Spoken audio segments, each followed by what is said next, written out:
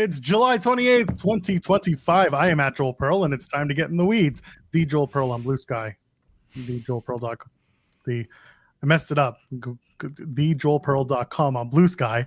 There's a "the" before it because the other guy is a real estate agent in North Idaho, and nice guy. Shout out to the other Joel Pearl. If you need a house in northern Idaho, he's apparently he's your guy. So there's your free plug. Anyway, it's time to get in the weeds. Marvelous Monday morning for everybody, I hope. Coming back from God knows what of a weekend. Hopefully everyone did their things and had some fun. And Jeremy Lambert is here. He's always fun. How you doing, pal?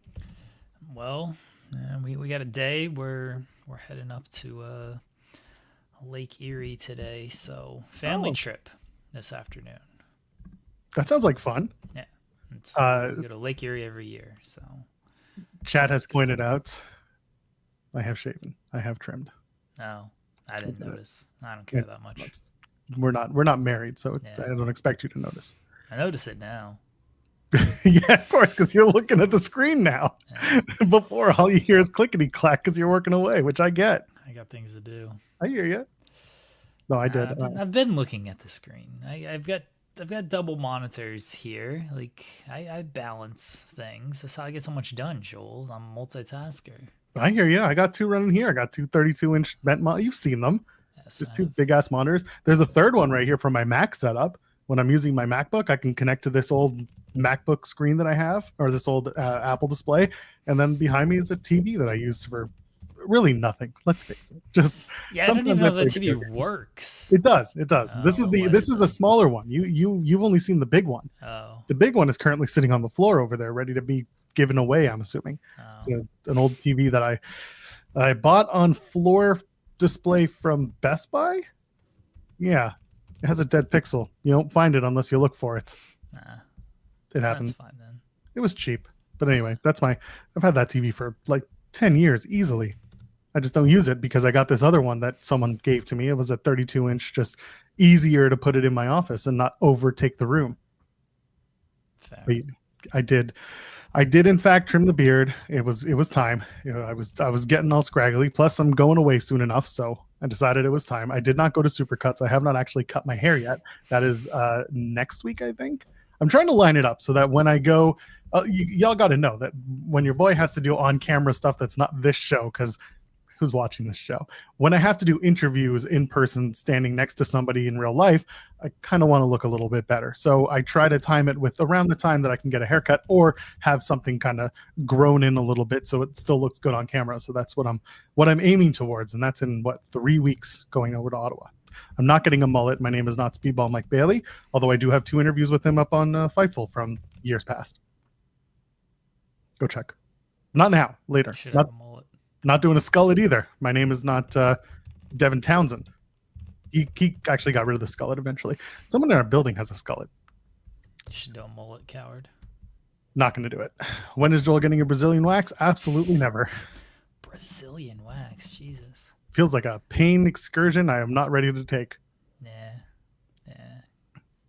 But here's a pain excursion you're all ready to take. Leave a thumbs up on the video. It's not painful. It's free. Go ahead, do that. You got Pyro and the Ballyhoo coming. There it is. Let's go ahead. Leave a thumbs up for the Pyro and the Ballyhoo. And of course, you can subscribe to the channel. If you haven't already, what are you thinking? You're missing out on all the great content we have. A bit of a programming note. Wrestling Made Me Cry. They're taking a bit of a hiatus for a little bit. They have announced that they just need some time to take it easy, which we are totally in support of. So they'll be back when they're ready for it. But for those who are looking for Wrestling Made Me Cry, they'll be back when they're ready. And also, you can go ahead and you can submit a super chat. Any amount, get your question or statement read on the air, which we always appreciate. There's a couple days left in our XP1. If you want that golden cameo, may not be in sync with the audio, we don't know, from Brian Alvarez. If you want that golden cameo for winning the XP1 this month, all you got to do is hop in the chat, get your XP up. I don't know how it works, neither does Jeremy, but we tabulate who has the number 1 XP for a month, and that person gets the golden cameo from Brian Alvarez. Will he figure out this month that this is our show? Probably not. Will he roast you? Maybe. You don't know until you win. So go ahead, get in the chat. I'm not gonna reveal who is ahead right now, who needs to make up ground.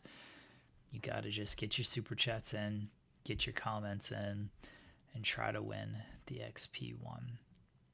So I got Shout out to Kylie and Collins. Wrestling made me cry. It was always a great show, and they brought the positivity to wrestling. And sometimes that can be very difficult to bring positivity to wrestling.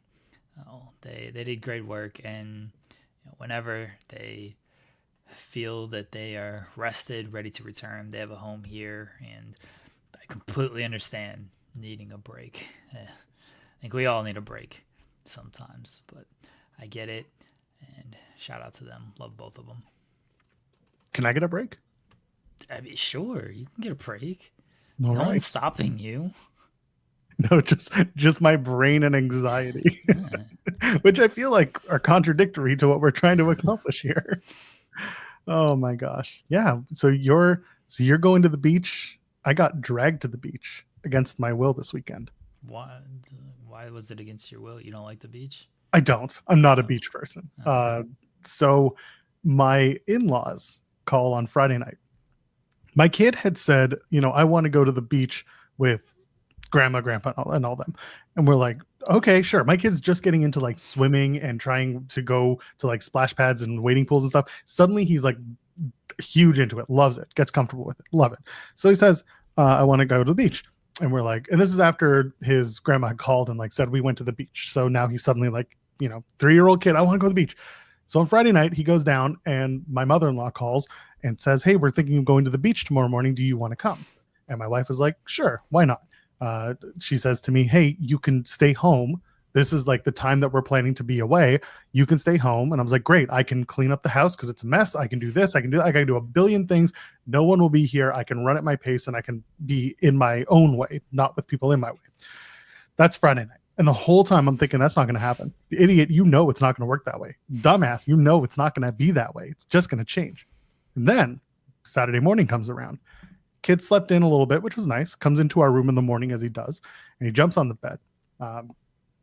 And we say, hey, do you want to go to the beach? His immediate response, no. Like, oh, there it is. And so he doesn't have a meltdown. It's not a temper tantrum or anything. He doesn't want to go to the beach. He's saying he doesn't want to go. And so I'm saying, okay, then we have to call grandma and we have to tell her we're not, you guys go, we're not coming because we're going to come pick us up and go. We're all going to go to the beach. And so we get 10 minutes into we've already called her and said, we're not coming. She said, okay. And she says, he says, I want to go to the beach. We're like, you got to be freaking kidding us. That they probably call. Yeah, they've already hopped in the car. They're probably already halfway on their way. And I turned to my wife and I'm like, that your parents, your mom has not done that. This. They'll tell you they've left, but they're not leaving for another like 15 minutes. So anyway, so we reluctantly call. Thankfully they come and they're going to pick us up. So I'm getting stuff ready. We're like just totally just chaotic trying to pack up bags and everything because now the day's changed. Now we're suddenly going to the beach after we said we weren't. So I'm trying to do all this stuff. And all of a sudden my kid says, Daddy, are you coming with us? And I said, the stupidest thing I could have ever said as a father. Yes. Would you like me to come with us? No, that was dumb. Yes. Then he said yes. Yeah. And then he said yes. And I was like, well, I guess I'm coming to the beach. And I don't have a swimsuit that fits because pre-COVID. So I went and I basically just kind of hung out on the beach, went to go get lunch with everyone. Like I picked up lunch and that was my day. He went in the water. He had a great time. He had a wonderful time. I'm sitting there being like, I could have been doing so many things right now. I could have been cleaning the house. We could have been spotless by the time we got home. And instead, here I am sitting lazily I don't like being lazy and sitting around. I've talked about this on the show. It's like the video game thing. I want to play video games for an afternoon, but I feel like I'm not getting anything done, so I can't let myself play video games for an afternoon. It's not about hating fun. The beach is not my spot. I don't hate the sun. I just don't hate it when it's like 40 degrees outside, talking Celsius. Long story short, I went to the beach and enjoyed it. But my kid enjoyed it, so that's okay. I was at the beach so much as a kid that now it's like, all right, it's fine. but we went to the beach every weekend. Living in Virginia, went to Myrtle Beach like every single weekend. As a kid, it's great. As you get older, it's like, there's so much sand everywhere, you know? Everywhere. Still finding sand from our trip last year and everything. It's just, it becomes too much. It's like, I don't feel like dealing with this sand all over again.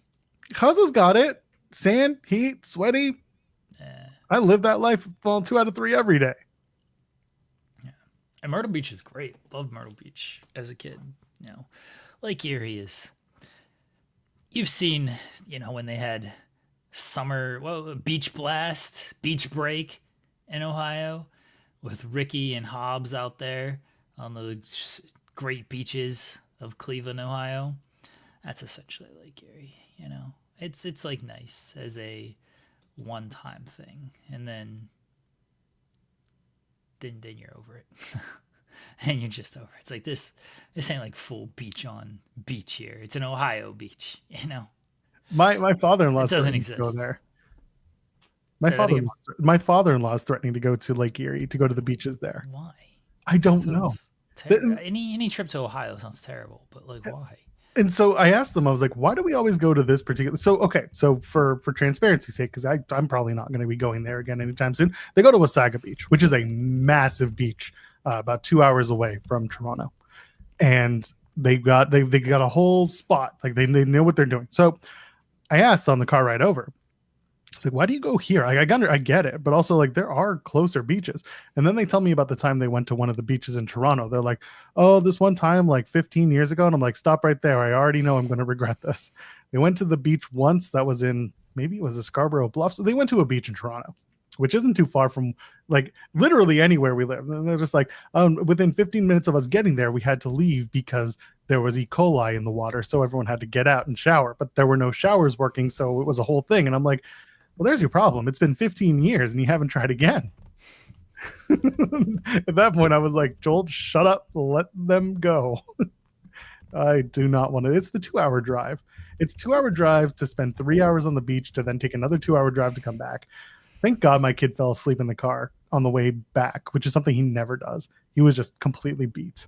Cute as hell, but God, not my thing.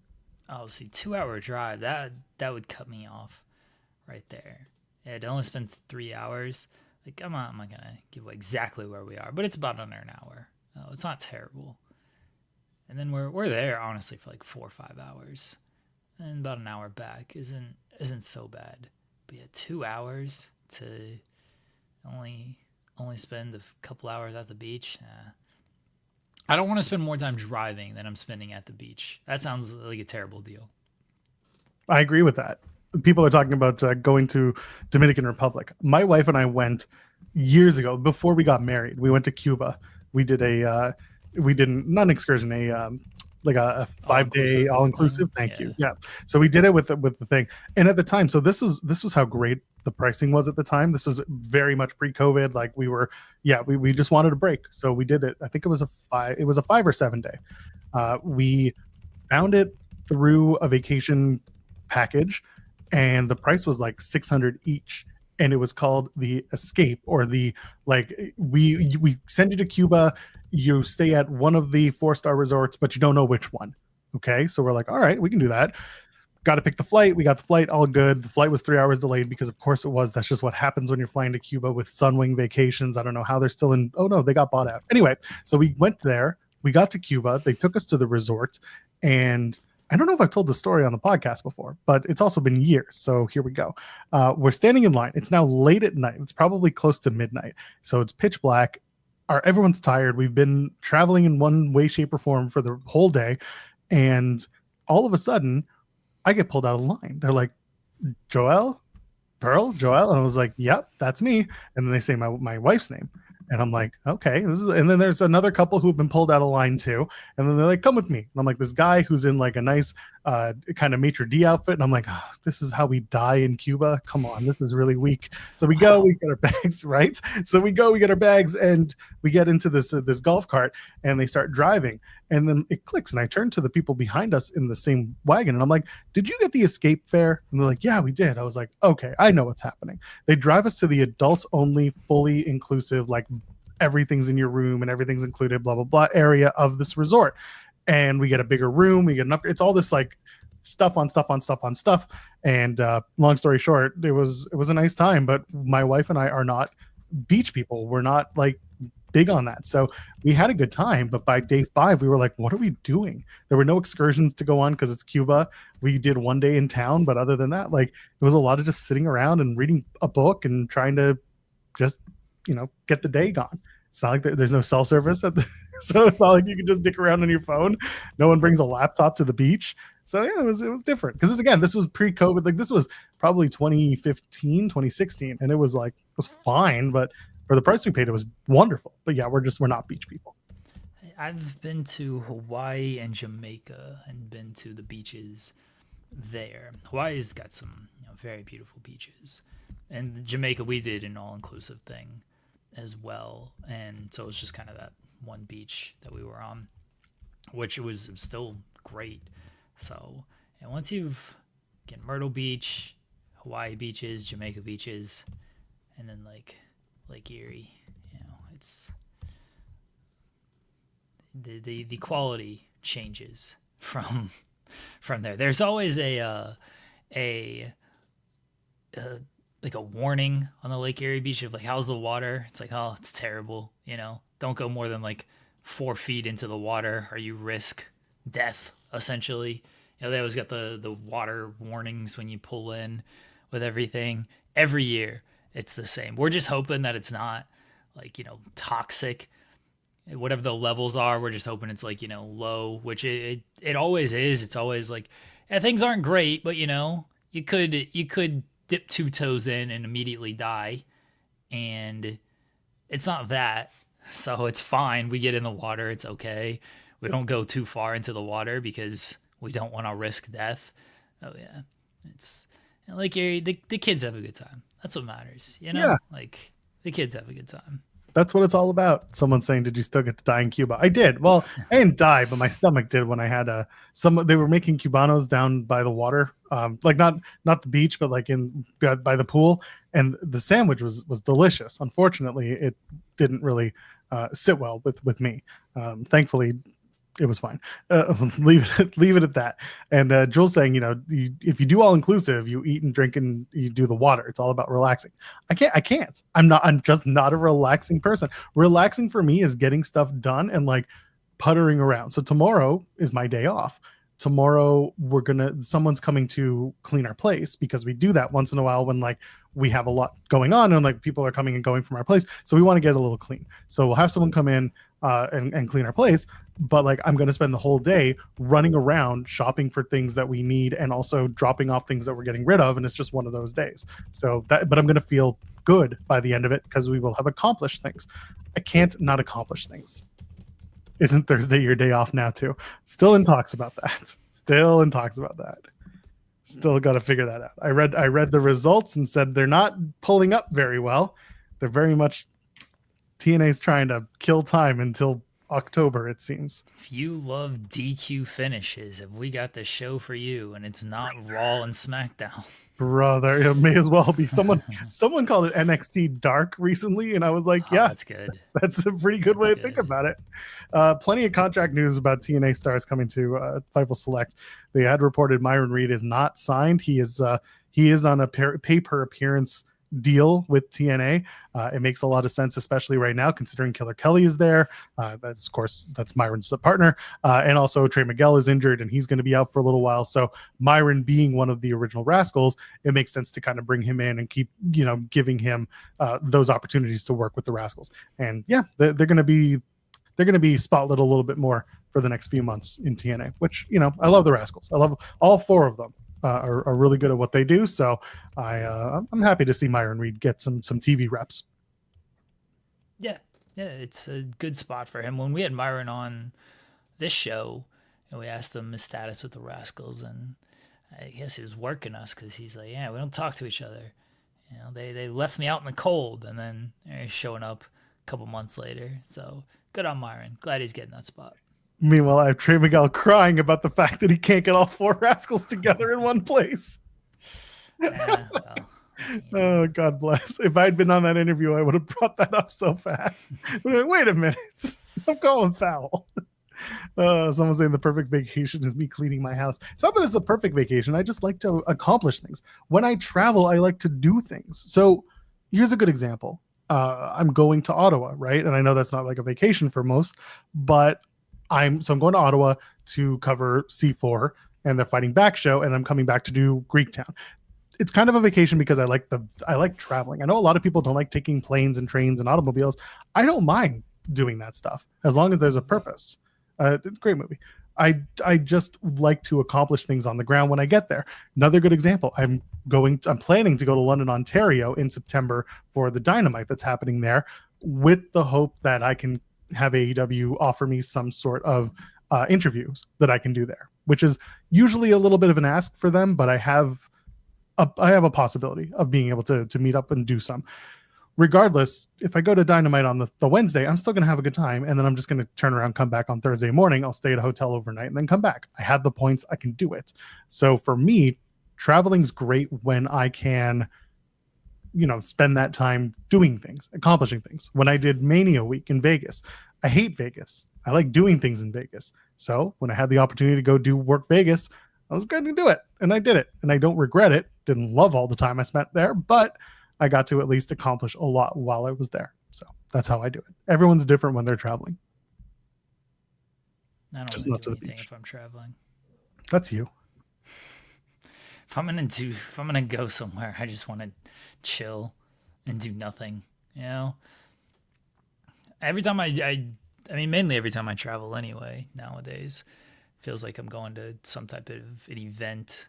And see, I don't want to work at these events. I work enough during the day, so I 100% don't want to work when I go to these events. I'm going to Cole's show in a month. I asked Cole last year, like, give me something to do. Like, I like helping my friends out. That's really what it comes down to for me. But like SummerSlam last year, I didn't want to do a damn thing. Sean was around. He was doing all the work stuff. I was like, good. I want to go enjoy this show with my wife. That's what we did. I didn't have to do any of the work stuff. I didn't have to do the junket and all that stuff. I just hung out. That was great. I don't want to do any work. I work too much. That's fair. I like going and talking to people. Ken saying, didn't you love the sights and sounds and smells of the Palms? I like the Palms. Like I enjoyed most of my time watching the Collective. I don't think there was a show that I didn't enjoy when I went to go check it out. Next time. To do it again next year. I don't even know if Sean wants to take that chance again on me, but we'll see. I have my feelings about how I did and how I could do better, but I also don't know if I want to go to that place. Who's going to Mania 42 on Fightful's behalf? That's the thing. I don't know. Not me. It's way too far. It's way too far out. I could be doing something completely different by April. I don't know what the state of your country is going to be by April. Yeah, and on top of this, and this is why I'm like, this is why I'm going to C4. This is why I'm going to London, Ontario for Dynamite, and why I'm going obviously to All Out because it's in my town. I'm trying to do more stuff within Canadian wrestling. The problem is, like, it's tough. Like, Canadian wrestling isn't exactly this super popular thing that everyone knows about. There are tons of promotions up in Canada, and they're all over this giant country that we have. I would love to go. There's Rumble in the Burt, which is at the Burt Cummings Theater in Winnipeg. Winnipeg Pro Wrestling puts it on every year. And like, they got a really big push a couple of years ago when Jericho had the founders and the promoters for WPW on his show. And ever since then, they filled the Burt Cummings Theater for like their biggest event of the year. And they were doing shows in like the museum. They were doing shows in like random places that weren't just regular venues for wrestling. And the Burt's one of those. They're doing it in a traditional theater. I would love to cover Rumble in the Burt. It's in October in Winnipeg. I have no idea how I would get there on anybody's dime other than my own. Most of the time, that's how I'm doing it. coming back with as much content as I can because it makes me feel like I'm contributing and doing my job. So, and then I have more stuff that I can show people later on when I'm trying to, improve my skills. See, sometimes I do feel like, oh, I'm going to these shows, I should work and do something. And then other times I give myself grace of like, no, I do enough. I don't need to work. Usually when I go to shows anyway, it's an AEW, it's a WWE show, so I can't really work. It's not like I'm bringing the laptop in there with me to like get a bunch of work done or anything. And then indie shows, like if I go to them, I don't really want to bother people of like, hey, let's do an interview. Like I just don't feel like doing all of that. If I can help with like the show setup and everything, I got no problem doing that. That's basically what I asked Cole to do last year. I was like, let me put like chairs up. Let me go. Do you need like me to run an errand for you or something? Do you need food? Like if I can help with that stuff, I will do. Oh yeah, my wife just messaged me and I did transcribe a Kenny Omega promo. Yes. On my phone. She recorded it. This was the trios match Kenny was in. It wasn't not the Death Triangle one, or not the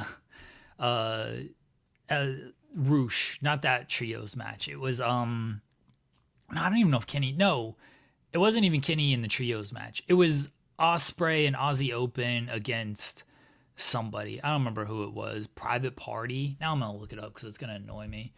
Hold on, everybody. This was this January 9th, 2025? I don't know where they. No, 2025. No. This is no. Absolutely not. If Will Ospreay doesn't beat me, I have no obligations to go back to Japan. No. Hold on. No, I'll find it. Don't worry. well, that was with Jay on, right? Yeah. No, hold up. Ospreay, it ain't like he's wrestled in Ohio a million times or anything. Yeah, okay, so it was United Empire against Death Triangle. This was in August 2022. And after the match, that was a big show, actually. That was the infamous Moxley defeating Punk show. Oh, that's right. 3 minutes, yeah. This is a hell of a show, actually. And after the match, Kenny came out and like confronted, and they talked for a little bit. Maybe they talked on television. I don't remember. But then there was, after the show went off the air, Kenny and Ospreay did like a big back and forth. And this was when like Kenny like hadn't really talked or anything. And my wife recorded it on her phone. And after it was over, then they taped like Rampage afterwards. I didn't pay a single modicum attention to Rampage.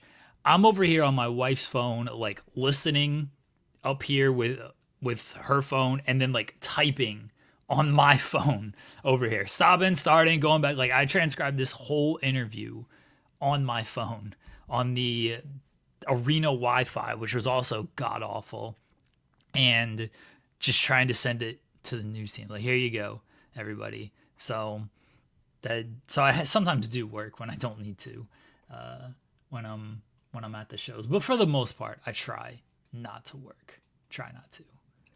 No, I do it. I just do it because I feel like I need to do it. Yeah, but if you're just going to like an AEW show, you don't need to like work unless you're press. Like, but you don't go to shows for fun though. So that's true. But one more thing to think about is that your job and my job are categorically different in that you're doing a lot of writing and I'm doing a lot of like stand-up chatty chat.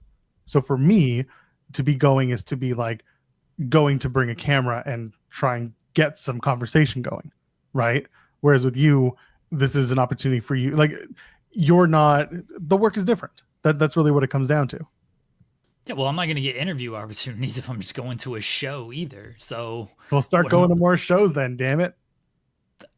What do you mean? I'm probably going to Dynamite here in a couple of weeks. I'm not gonna work. They're not gonna do backstage interviews with me. So what work is there to do? You should go to more shows and not do work. Just go to shows to enjoy them. Who do you think I am? See, you mainly go to indie shows. That's the thing. And yeah, if you're going to an indie show, that's true. What? That's true. I do go to a lot of indie shows. Yeah. So if you go to indie shows, then I understand why you feel more obligated to work, because I'd probably feel the same way if I went to more indie shows. I typically go to a WWE or an AEW show, and I go with my wife, so I'm not going to. There's no work to do at those shows. You don't go to those shows to do any work, because what work is there to do when you're at those shows? So what you're saying is we have to stop doing work I mean, altogether. well, then nothing would get done. Well, tell me about it. Tenruz has sent a couple super chats saying, first, Joel, I hope you allow yourself to relax properly. I do get to relax. I do have my moments. I do. My relaxing doesn't come from a day off. It comes from like a few hours here and there that I get to just chill out. That's how I relax. Some people can do it longer. I just don't. It's like sleeping. Some people are like, I can sleep 10 hours a day. And I'm like, maximum for me is 6, 7. And that's okay with me. I do well with that. 6, 7. But you want to, was there more for that? Tender's also I'm hip to the kids, Joel. Fair. Tender's is saying, I'd be interested in joint Aussie Canada indie shows. Best I can give you is this one. Remember that guy? Do you see that face? The one with his head down? No, I can't tell. That guy is about to challenge for the TNT Championship next Saturday. And the guy in the ring, the big dude, Mark who's got his Davis? hand behind him. Yeah. It's a tag team partner who Okay. unfortunately is currently injured. All right. There you go. There's your Aussie Canada tag team. Okay. That was from 2019. Getting to see Aussie Open. I was hip to Aussie Open before any of you people, or something. I keep thinking you're saying Ozzy Open, Not like Ozzy Osbourne, and it's Not confusing the shit out of me. You want me to pronounce it Aussie Open? Maybe you do Not a doing bad that. accent, and so Let Kyle Fletcher do a bad accent instead. Anyway, it just was confusing me. you see people in chat being like 6 hours of sleep. I'm more of a 3 to 4 hour guy. What are we doing? Good for you. Yeah, during school year, the hours there's not much sleep there. Yeah, that's true. Zeno Howard saying, solution. Fightful sends Joel, Cresta, and Steven Jensen to WrestleMania 42. How much do you think this company has? You want to know how I got to go to WrestleMania this past year? I said the flights were 200 return, and they were. And that's Canadian, which was like 150 for them. So they were like, yeah, send the Canadian. It cost nothing. We already had a hotel sponsor. Everything else was like, how are we going to pay you? And I'm like, I don't know. How are you going to pay me? And that was that. Oh, yeah, they think they can send 3 of us. And plus, WWE doesn't even want to give us 1 accreditation, let alone 3. They cracked right down on that stuff. We should send Jensen. Do you imagine the work that would get done if Jensen was there? You would get a shit ton of indie interviews, that's for sure. Oh, Jensen would kill at the indie interviews. Jensen will like actually go up and like interview people. Jensen is very much like me. He went to summer stage this past weekend, run by QT Marshall and Jack Jameson and the boys. And he was like, he was going with it. I think he's going with his brother or his friend. He's like, yeah, I don't really want to work. Because a lot of times Jensen will go to these shows and he'll do some interviews and he'll send them to me. Or like Jensen's done commentary on shows as well. He's like, yeah, I don't really want to work. I just want to like enjoy the show with my brother and everything. And so he just got to enjoy the show, which good on him for being able to do. But Jensen will 100% do like indie interviews and things like that. So we'll probably get a lot of content, honestly. Yeah, but if it's at Vegas, he's going to spend most of that time trying to do interviews while sitting at the craps table. Yeah, he's going to be gambling all the money away. How did the site go bankrupt? We sent Steven Jensen to Vegas. And he came back with another massage chair. Jensen might make money. I don't know. He gambles on, I don't know if he does like slots. I know what some of the stuff that he gambles on, but when he goes to the casino, I don't know like what he like fully plays. I'll have to ask him on Thursday. You should probably, make a note of that. Got to find out if because he does, right? Because he goes and he gambles, like he does the trips to the casino. Yeah, he goes to the casino. Yeah, so like he must do some sort of non-sports related gambling. He's probably betting on like how fast they can pull the slot machine or something. Like He would that's do what that. Jensen's betting on. That's true. That's true. So he finds the weirdest shit to bet on. Yeah, that's what I'm saying. He's I gonna know. 100%. He's gonna be betting on like how much other people are going to win. Oh, they're gonna win over $15 on this pool, and Jensen all of a sudden loses $15, and the other person wins $15. Like that's the shit Jensen's betting on, man. He gambles on adult films. Insane person. Oh God, yeah, he's an insane human being, but he would do well with the indie groups in Vegas. The thing is, we'd have to send him with the camera and microphones too, because typically he comes back with like audio, like he just like records on like his phone. Yeah, he does the audio interviews. Yeah, give Jensen the Tony Hinchcliffe roast and let him run it. Shit. I don't know how that would end up. It'd be fine, you know. Like, yeah. Well, Jensen's not like a roast guy. I mean, depending on the subject. That's true. I wonder what we could find to set him off. Just give him a list of things. What really upsets you as a human being, Steven? He just like gambling, losing at gambling. Like, oh, he does 2 hours on gambling. Jensen, I'm sure he has plenty of stuff that could set him off, honestly. That's true. You got to ask him. You just do a spotlight, which is finding Jensen's upset points. Well, we've done plenty of those. Oh. It's true. Addresses enemies. It's true. Yeah. I guess we do have an entire photo about this, don't we? That's true. We do have this.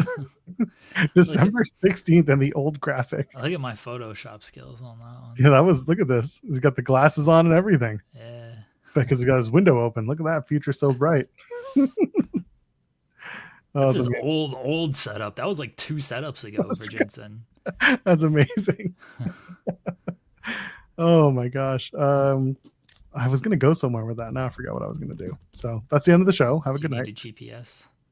No, I do actually. You know why I need a GPS? I need to go past the gatekeeper over here, being all, oh, the collision's on Thursday, and I've been on the Aussie Open train longer than you. I don't care. Put the show on a specific day. Stop vacillating between Thursdays and Saturdays. Pick a date. Make the move. Well, they're not on Saturdays this week because of SummerSlam. Well, of course. They've done it before where they run it opposite. It's been a while, I feel like they've been switching it up on major WWE pay-per-view weekends. I could be wrong. Like somebody's gonna tell me Money in the Bank was on Saturday. The Collision was on Saturday. It feels like it actually was Money in the Bank where they did it. I don't know. Feels like it's been a while. I don't care. I just don't. Was that a taped show though? That Collision Money in the Bank? I have no idea.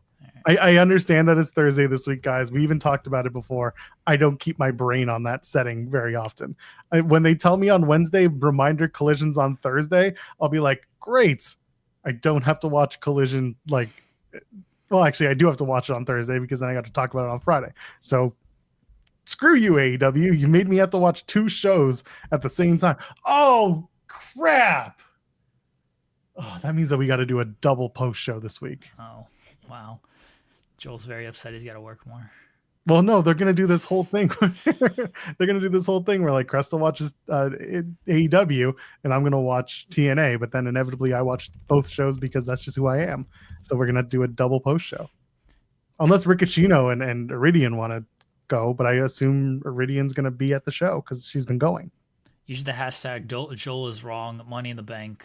There was no Collision that Saturday. That was when they were doing the 2-hour or 4-hour blocks on Wednesday. So that's even worse. I don't care what I was doing. I wasn't watching that. Oh man, you're not doing TNA. That's true.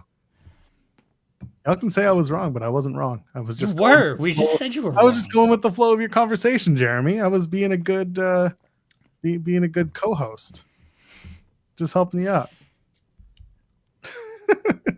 That's me just trying to help you. I won't help you next time. It's good. It's good. Don't help me. I don't care who really cares, and everybody can tell. Oh man, I wish I could tell you I cared. I wish I could. I'm too busy watching people go off on Twitter over comments I made. I muted that tweet so fast. I don't even know what you're talking about. Is this the Hogan The, thing? the Hogan thing. Or just the same thing we talked about on Friday. That's because you kept getting unlimited replies. What was that? That's because you kept getting unlimited replies. Yeah, that's true. I gave up on those replies. I muted that conversation after the first one. I was like, we ain't doing this today. You all can go have fun with that. I didn't read it, but I didn't read the replies. I saw the tweet. I was like, oh, they paid tribute to him. They had Tony Schiavone say something. Okay. I thought he was the right guy to do it. Work directly with them. You know, if you're gonna do it, they didn't do a full-on graphic and video. They just did a Tony Schiavone addresses the camera, and just like he did with FTR when he called them a bunch of little shits, he did it, and they got it done. That's all. They did it respectfully. They did it in a way that worked. Good for them. Yeah, they didn't have to. Still think it would have been funnier if they didn't at all, but it is what it is. Could be worse. 30 seconds and boom, commercials. There you go. They didn't even say his name at the end, or in the tweet. Yeah, they said R.I.P. brother. It was like, good enough. This could be about anybody. Could have been Tony Schiavone's brother. Who knows? I mean, I hope that it's not the case. I hope Tony hasn't lost a brother recently. Oh, you got me, brother. Exactly. And I feel how you will. I see some in the chat. You know, I was being like, AEW was bullied into acknowledging Hogan's death. I don't know if they were necessarily bullied. I think that there may have been a conversation backstage, like, do we want to handle this? How do we want to handle this? And maybe Tony Khan said, like, is there anyone who wants to do this? And maybe Tony Schiavone was like, out of respect for the business, we should probably acknowledge it because I worked with him. I'll be the guy to do it. And it could have been as easy as that. And Tony Khan just said, okay. Or maybe there was more to it. I don't know. I'm just spitballing out of the back of my head. There could have been any sort. I know. I'm just making shit up. My point is, like, it could have been any sort of conversation, but it certainly wasn't anything like massive. It happened. And people were just like, oh, you said they weren't going to do it. And I said, I didn't say they weren't going to do it. I said they didn't have to do it. They didn't have to do it because he never worked for the company. He has no ties to anyone other than the network that they currently air on. And he's never been in AEW. He's never been talked about in AEW. Why bother? They don't have to do shit. CZW was the only company who never worked with the Hogan that decided to say something. And you know what? The owner of CZW said that Hogan was a massive influence on his career. So you know what? If that's how they want to do it, that's fine too.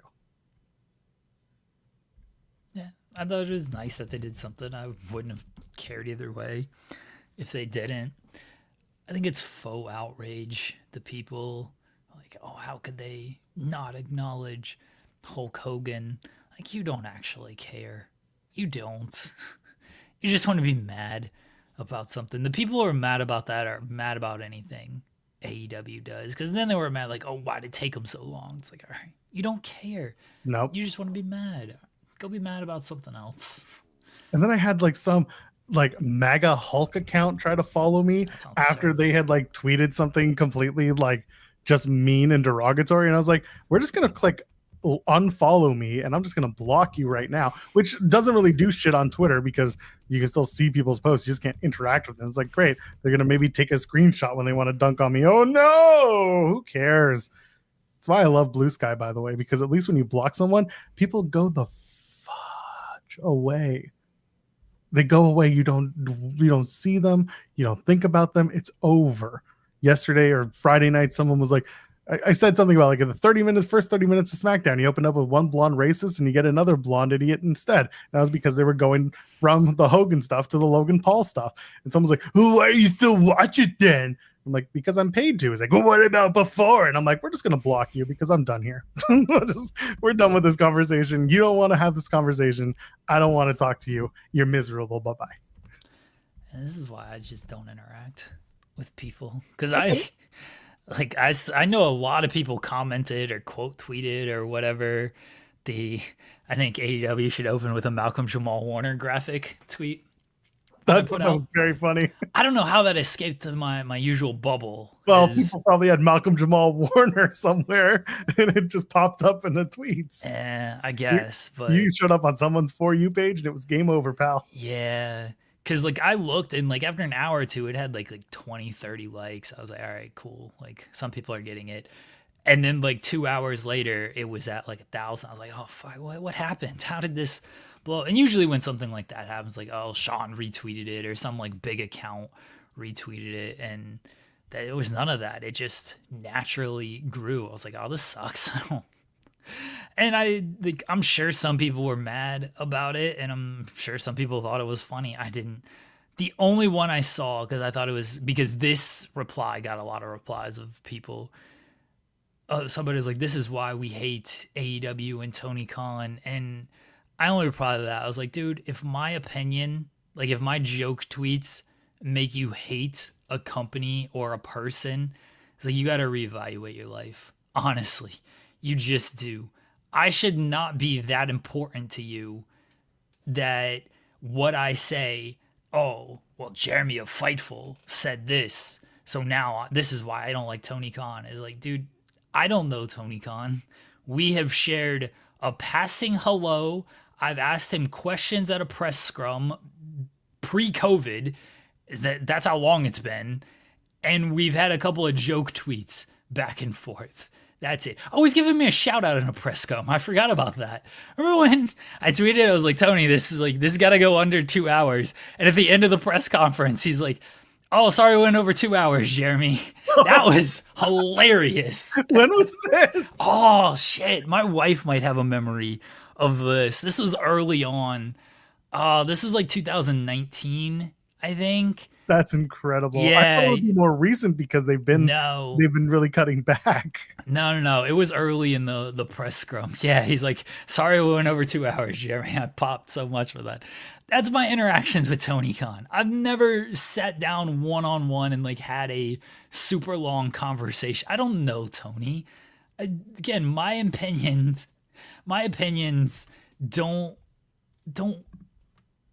should not influence you. They shouldn't. My jokes certainly should not influence you. You either laugh or you don't. And if you don't, then move on. If you're really again, who was it? Cam was on with us on Friday, and he was, pointed out perfectly. People go on social media. You go on social media to give your opinions, and then other people just want to shout the opposite at you. Like, that's just what it is. Nobody wants to have a conversation. They just want to. A lot of people just want to yell and scream at you. I was like, sure, go be miserable. Go avoid going to therapy. It's fine. Just whatever. It was probably 2022, by the way, of when this press. If you want to go back and watch all of the AEW and ROH press scrums from 2022, we just go to the end of them. Yeah, you probably just go 1-on-1. Yeah, a lot of people, a lot of actualies out there, a lot of actually accounts. Yeah, like who? Stop being mad about stuff. Stop acting like we influence more than we do. Yeah, Drew's right. It's like, you're not influencing. They were always going to feel that way. They just love hearing the keyboard sounds. Yeah. Basically. And like, listen, to be completely transparent, like that, the Hogan tweet that I replied to was someone put up a poll being like, after last night's SmackDown, AEW still hasn't done anything to talk about Hogan's death. Do you think that they will tonight here on AEW Collision? And I quote to it, I was like, can we stop giving a shit about this? He never worked for them. He had no relationship to any of the people who worked there, like from a management or from an executive standpoint. Like, there's no reason for them to do it. The only places that acknowledged him were places that he worked once upon a time and CZW. Like, give it a rest. People are just looking for rage bait. And here we are. So listen, you can argue that maybe what I was doing was the angry keyboard sounds, although it was on my phone and I have my phone. I don't hear click, click, click, click, click because my sound is turned off.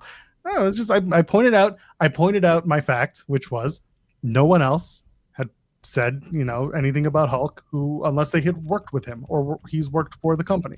That was it. That was my point. I was like, can we just stop bringing this up as a talking point because there's no reason to do it. And people got in their feelings. I understand bringing it up. I truly do. Like, AW acknowledged Terry Funk, Bray Wyatt. They didn't work for the company, but they still got acknowledgement. Oh, I understand. Like, oh, why should AEW do this?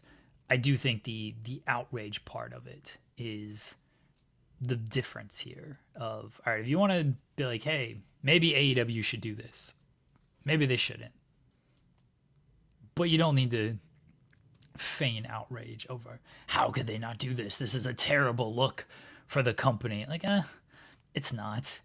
it is what it is with the company. Like, people are gonna still watch it, and you people who are mad about it are probably gonna find something else to be mad about.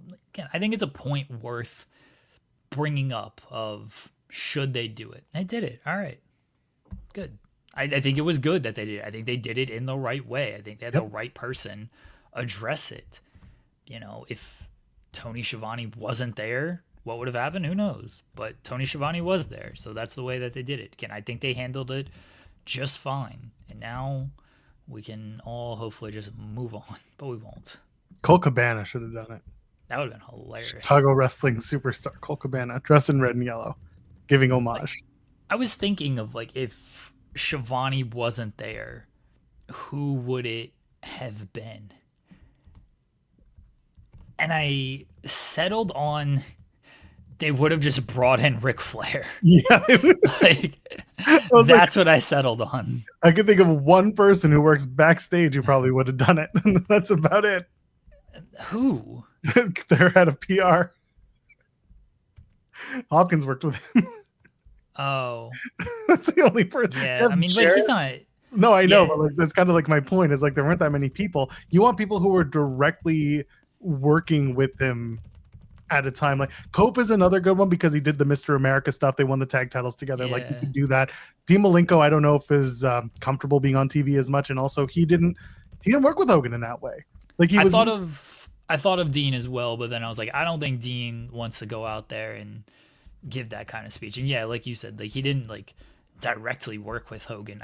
There's no way Dean Malenko and Hulk Hogan ever had a match. They certainly interacted because they did the Four Horsemen stuff because he was part of the Horsemen in '98. Yeah, he punched Dean Malenko and Malenko fell. That's what I'm saying.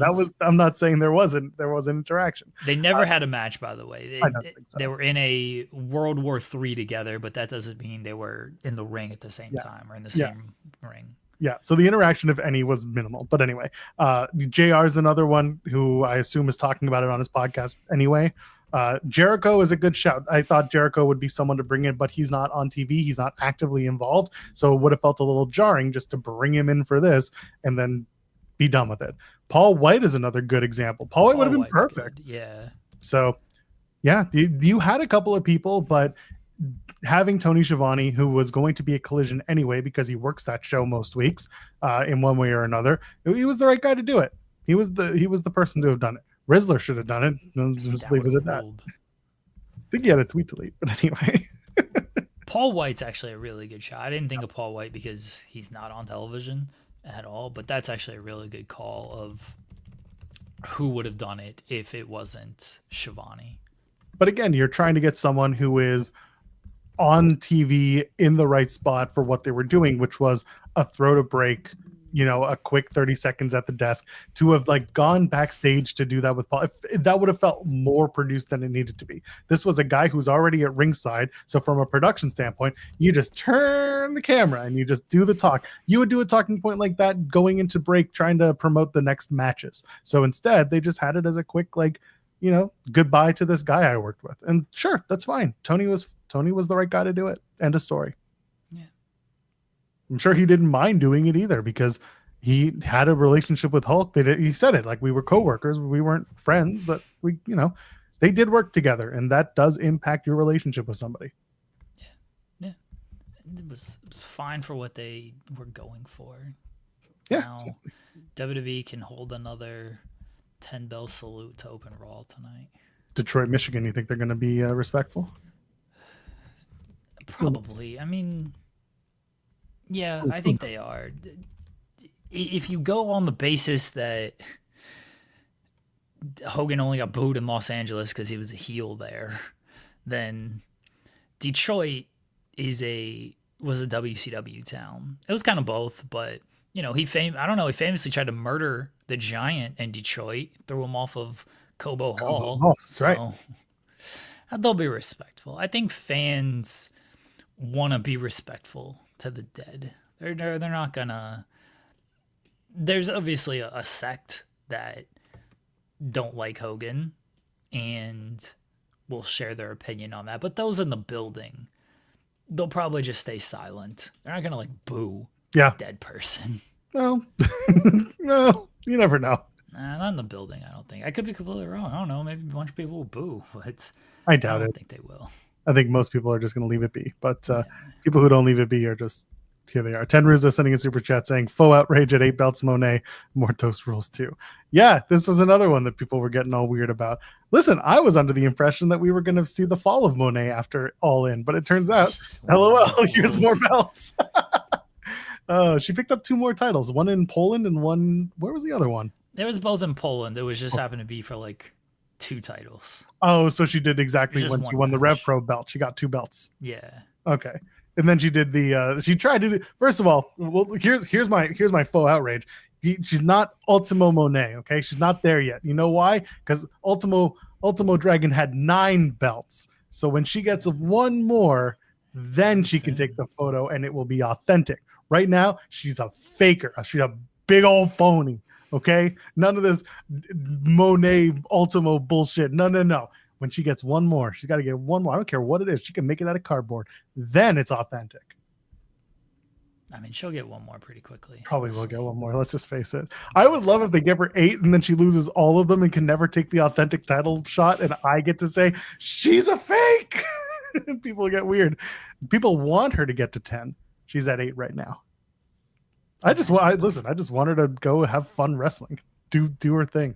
She's working the indies. People love seeing her. Good for her. She's putting on good matches. Why wouldn't people want to celebrate that? I do think I'll offer our criticism. She's got all these belts, and I don't have a problem with these promotions putting their belts on her. She's a big name. I assume she boosts ticket sales and everything. She definitely boosts interest, and she definitely boosts visibility because she has a huge following on social media. So if she's tweeting about this stuff, then you're going to get people paying attention to that. I do think commentary should maybe point out some of these titles every now and again. You know, I don't know if she's going to be on Dynamite this week, but if she is, or Collision, like mention like, hey, she was just in Poland and she won this title and this title. Something like that. It can be a passing thing. But she's got all these titles. We see these titles. She comes to the ring with most of them all of the time. But unless you know, like if you're just a casual Dynamite watcher, like you just see all these titles, like why does she have so many titles? What is happening here? Because commentary doesn't like fully make it a point of why she has all of these titles. They kind of mention she has all these titles, but you don't know what these titles are. She could, for all you know, just be going around stealing a bunch of titles. I do think they should maybe make it a little bit more of a point on commentary of like, she has this title, she has this title. I mean, maybe that'll take up too much of the show because she has 8 titles and running them all down is going to take, all 2 hours. I don't know if it'll take all 2 hours. Okay, so yes, Redmond Survivor pointed out. So the Ultimo Dragon photo, the infamous one, he's got 10 belts. So you know what, Mercedes, more of a phony. He's got 8 belts. She didn't have 10 in that one. Huge phony, that Mercedes Moné. I knew it. God, no Ultimo Moné until she wins 2 more belts. I think they have, by the way, mentioned some of the belts she's picked up along the way. Obviously, the CMLL title was done on Dynamite, or done on Grand Slam Mexico. So like that was pointed out because it had that. But like they pointed out the belt that she won in Austria the week that she did. I'm pretty sure that and maybe I'm just thinking about it. I'm pretty sure that Excalibur had mentioned it. I get your point. Like they should once in a while mention them, but they're indie belts that are being brought out because she's a belt collector gimmick. The belts, where she's winning them matters less to most fans than how many she has. How many she has is what people are more fixated on, not where they came from. It's like if Josh Alexander started coming out with the MLP Canadian Championship.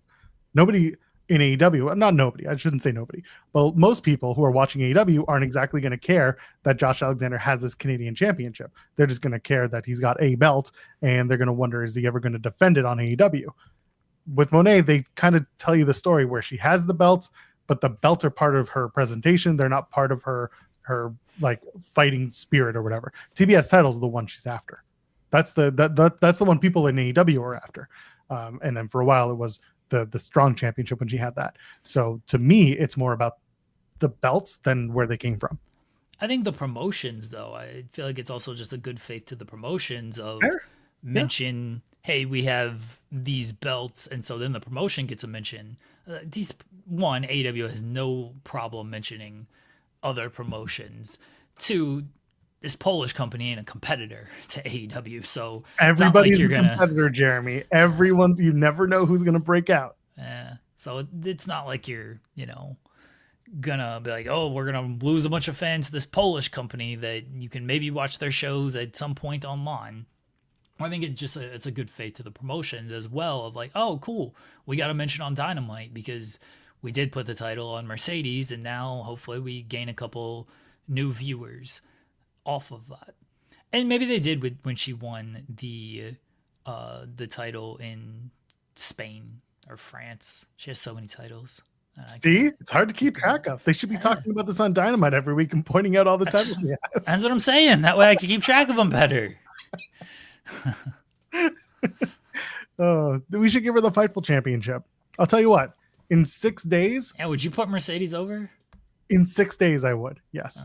Because we'll be at days? 6 days is day 1600. 2 years. 1600. Jeremy, this started March 17th, 2021. I don't know these things. Sure. We'll be at 1600 days. Jesus. In 6 days. I say I would have stolen it while I was there, but you don't even have it. Shh, kayfabe, brother. Hidden in a vault. The vault's at Jimmy's house. It's in a briefcase in a vault in Jimmy's house. It's actually in this television. I hollowed out the TV and I put the belt in it. All right. So now whenever I turn it on, it's just the Fightful Championship. Don't ask me to turn on the TV. It doesn't turn on. At least according to you guys, it doesn't. Yeah. She should win the ultra-violent GCW title. That'd be very funny. But yeah. Mercedes wins more belts. Good for her. Yeah. Another thing that people just want to be fake mad about. How many titles is too many titles for her? I don't know, dude.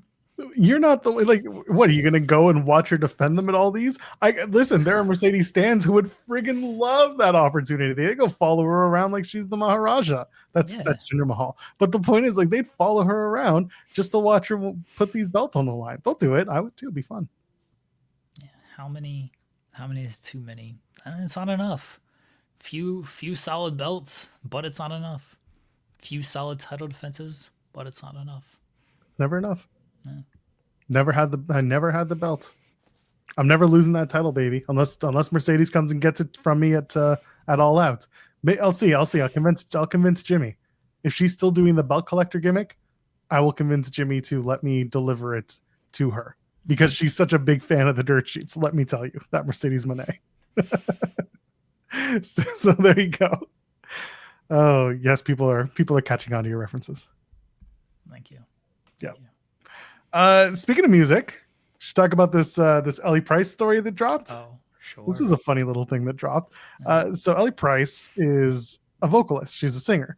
And someone recently turned her on to the fact that her voice is featured on the Fatal Influence theme song that Def Rebel made. And of course it's AI sampling. So of course now so I gotta figure this out. I don't know if it's an AI sampling. I truly don't. I don't want to. LA Price said it was an AI sampling, but I don't think she knows that they do have like their own in-house singer. I think that I would love to accuse Def Rebel of using AI because that's hilarious, and I think Def Rebel sucks and makes a bunch of terrible theme songs. I also got to be fair to the actual story. So she saw it was her sample. She put it up on this website called Splice, which is like royalty-free music that anybody can use and take and do what they want with it. And she even says like they didn't do anything illegal. It's just I wish, my voice. I wish people would know it's my voice. She plays the song that she used. She plays the Fatal Influence theme. It's very similar. The lyrics are changed, but all the melody is like the same. But as I mentioned, Def Rebel does have their own in-house singer. And I think what actually happened here is they found that song from Ellie Price. They were like, oh, this is a cool melody. These are cool lyrics. Let's just take this and change the lyrics and give it to our singer. And then their singer actually sings it. I don't know for sure if they actually used AI. I think they used the riff, the melody, the sampling that she used, but then they gave it to their own singer to do the actual song. Splice is an AI generator, by the way. And just like Suno, for those who have heard of Suno, I don't know what that is. So Suno is an actual like song generator using AI. Rick Beato used it recently in one of his videos, and the video is titled something like "This is the worst artist I've ever heard." And of course, it's a baity title because it's an artist that he made by using lyrics using AI, and like he put all the stuff into AI to put the video or put the audio together. And like it's scary because some of the stuff sounds okay, but then if you do it too many times, you're getting the same thing over and over again, just spitting back at you. And then you could try to fix it based on your updated prompts. So she could have submitted her stuff through Splice, which what she said she did, right? Through Splice. Yeah. So Splice is another AI generator for song ideas. And then someone like the guys at Def Rebel can go through Suno, where if you pay enough money, you can write a prompt and it will spit out a song, which includes all instruments, vocals, whatever you tell it to, with the style, with the everything. The only thing you can't do is chord progression, I think, but I'm sure AI will catch up to that soon too. There's a possibility on both ends. Like everything you're saying is entirely possible, but it's also entirely possible that they use this particular Splice sample, went into Splice or Suno or one of those AI generating music programs, and put together the song that way.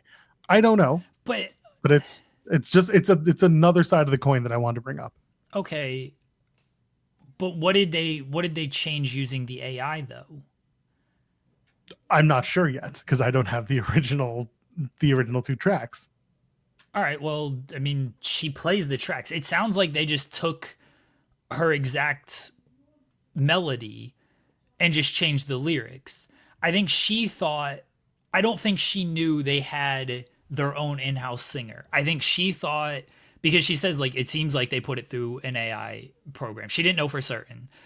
I think she thought that they changed her lyrics and did an AI programming with, hey, take this melody, take this voice, but instead sing this using AI. I don't think she knew that they have their own in-house singer. And so I think they, again, took the melody, took the vocal sampling, and just changed the lyrics and gave it to their in-house singer. I don't know if they for sure used AI. And I don't know, based on what you're saying, how they would have used AI.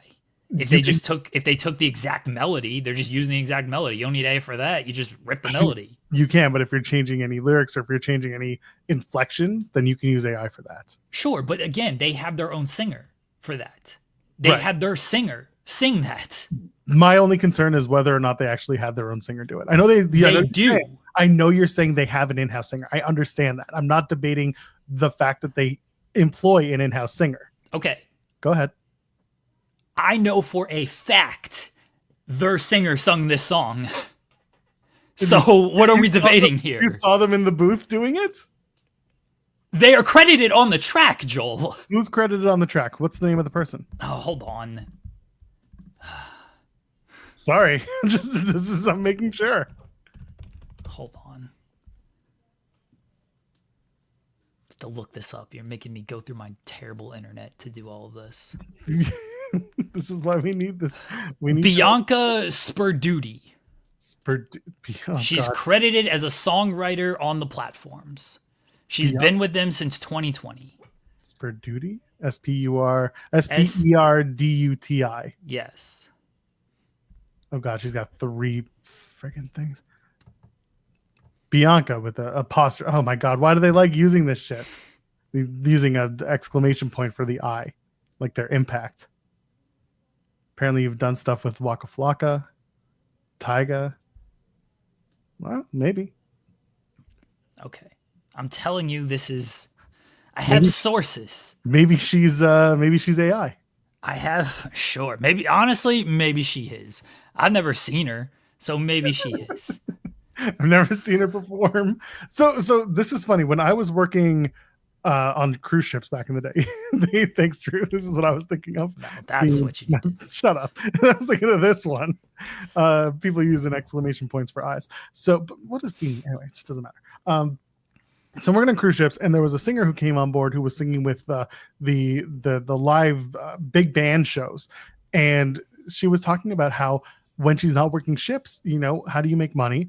And she was like, well, it's one of the things that I do is I do those really obnoxious like songs that you'll hear at your local shopping centers, or like just the backbeat music that you'll listen to while you're trying on clothes at your local retailer. She's like, I do some of that shit because it's like it's super easy money, and then that gets sold. That music gets sold to a company like Stingray that then packages like a playlist and then sells it to whatever company that sends it to the stores, and they play it on loop. And she's like, that's what I do. That stuff, I don't think much of that exists anymore because AI, unfortunately, has taken over parts of the music industry, and it starts with the most bland shit available, which is what I'm talking about. That's why I'm like, Bianca could just be a damn fake, made-up, AI-generated person. Could be 100%. I do not know if... Again, I've never seen her. I just know what I know and the facts of the story, not an AI story generated. She's also known as Bianca Holiday. I'm so confused by these people. And she's got one video for one song. I don't want to listen to it, but I feel like if I do, I'm gonna be like, this is she got $1 million. It's one song. It's one. Hold on. Okay. Brother, this is AI. It has to be. You got one song and it's just a sped up version, a slowed down version. You do that in AI prompts. NVIDIA remix, someone else can do that. Brother, that is a big old... I don't think that. Maybe it's an AI person. I don't know. I'm just saying what I do know. Just pointing out the facts of the story, Joel. I do not believe that Bianca Holiday is a real person. Walking down the street, I gotta look at their hands and everything. I'm not doing this. Do some investigative journalism here. No, I'm doing it now, and that's as far as I'm going. ITW uncovers. Oh man, maybe we're all AI. That's it. It's the Matrix. Fair. Anyway, I think we can all agree the Fatal Influence song is not that great. Other than SP3 who's gonna be like, it's the best thing and it deserves an Oscar or a Grammy. Spurt Duty. Hell of a name to have for music. So why did she change her name to Bianca Holiday? What? So now I'm investigating things. It was only a matter of time. So Bianca Sperduti on Instagram. She has an Instagram. Yes, and she has like 3 posts. Yeah. But then it says Bianca Sings.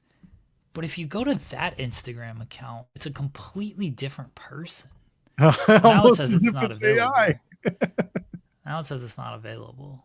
So if you go to the Bianca Sings website, yeah, she's got a Spotify, YouTube, Instagram, and yeah, like you said, that's a completely different person. Yeah, in fact, it's a black woman who is just singing day 9 of putting myself out there until I get famous. Well, and the videos are from 46 weeks ago, almost 1 year ago. But if you go to the website, this Bianca Sperduti, aka Bianca with whatever, based in New York, if you go to her Facebook, it's Bianca Sings Music, and from there she has a bunch of stuff that she's posted. It is Bianca Holiday, because if I go to biancaholiday.com, it lists her songs of WWE, a lot of WWE songs. So if you go this from May 13th, my website is live, new merch and new tabs, blah blah blah. And someone pointed out no link, straight to jail, and then it's biancaholiday.com. Okay, so you go to biancaholiday.com. She's on songs here though.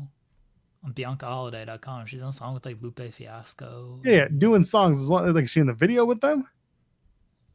Let's look at this. Lupe She's Fiasco. credited as a songwriter for Rhea Ripley and Motionless in White.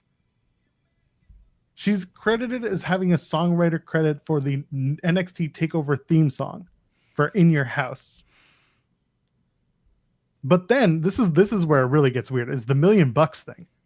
where like she has one song and it's $1 million sped up, $1 million slowed down. Again, those are Suno prompts that you can do. And then it's just so, nothing about this screams okay. Like nothing about this feels authentic. She's in the video for the Waka Flocka song. I don't even know where. I mean, this is 11 years ago. Like there are some photos of her. Yeah, she's in the video for this. Oh no, this might actually be Someone else completely different. Yeah, it might actually. No, hold on. Peter Jack. What? No, yeah, that I assumed is. But see, she's. I've completely ruined your life view. You have. You just stopped at ruin my life. That's true. That's true. So there's a photo of her on this. This is great investigative journalism. People, shout out to the chat for like sticking around for this ridiculous conversation. $1 million has a music video with a woman singing. Yeah, but you can AI the videos too, but that's a whole other can of worms. Now this video was 11 years ago. Oh, is it 11 years ago? Yeah, this Waka Flocka song was 11 years ago. They weren't AIing this shit. What are we doing? No, okay, there's $1 million, the official video from Bianca Holiday from 10 months ago. Yeah, I think she's a real person. I mean, she could have been a real person hired to be the person in the video. No, I think song written and produced by Bianca Sperduti, Maddie Kent, Aramis Gauthier, Ali Theodore, and Anthony Mirabella. Anthony Mirabella is one of the people involved with Def Rebel. That's a name that I recognize. Right. So, someone saying, "Believe it or not, she's my music teacher." Like, all right, sure. Those AI bots are great music teachers. I believe it. Oh man, yeah. I'm looking at some of these photos and I'm trying to find any weird situations around them, but it is what it is. It seems like a real person, so could be a real person. As usual. Hashtag Joel is wrong. No, come on, I can't be wrong. I could be wrong, but I'm not wrong. I'm not asking her for an interview. That's for damn sure. You are wrong. We should ask her for an interview. All right, go ahead. You send her a message. Okay, I will. Get her and get the Def Rebel crew. I get 10% off my first merchandise purchase if I just send her a message. Could you imagine she says yes and then you buy something? It says drop me a line and get 10% off your first merch purchase. Look at this. We could get an interview and 10% off Bianca Holiday merch, everybody. Wow, most people have to pay for the interviews. We're getting merch out of the deal. I'll send the message. Go for it. We can talk about it. We'll get to the bottom of this. Are you, number one, are you a real person? Oh, hey, Bianca. You write this and speak it out loud because I got to bring up something that was very funny from the other week. This was a comment that we got on our video. That sounds bad. No, this is actually really funny and completely out of the blue. Where is it? It's under our live tab. It'd be very funny if we actually get this. Where are you? Here we go. All right, I'm ready when y'all are. Okay, go for it. Get her to make a custom ITW theme. I wonder how Tim would feel about that. Oh, that would kind of rule, actually. Maybe. It'd be very funny. Yeah. We had a long conversation about you and whether or not you're a real person. Will you come on our show to prove that you're a real person? So if you remember, I don't expect you to, but chat, if you remember, a couple of weeks ago, it was last week, we were talking about post TNA Slammiversary. We were talking about the themes and the entrances for the main event. You know, Trick got the Harlem Gospel Choir, and then we talked about Mike Santana, and I made the joke that I'd heard it was the Boricua Fat Joe. Well, that guy found our video, and he commented, and he said something along the lines of, it keeps doing that. It says, Boricua Fat Joe ripoff is crazy. I'll take it. I had fun performing Santana out. So thank God he took it in good fun. His name is Blast89, by the way. I want to just shout him out because he did a great job. He does have a name. He does have an actual music career. You can find him Blast89 on Spotify, Tidal, and Apple Music.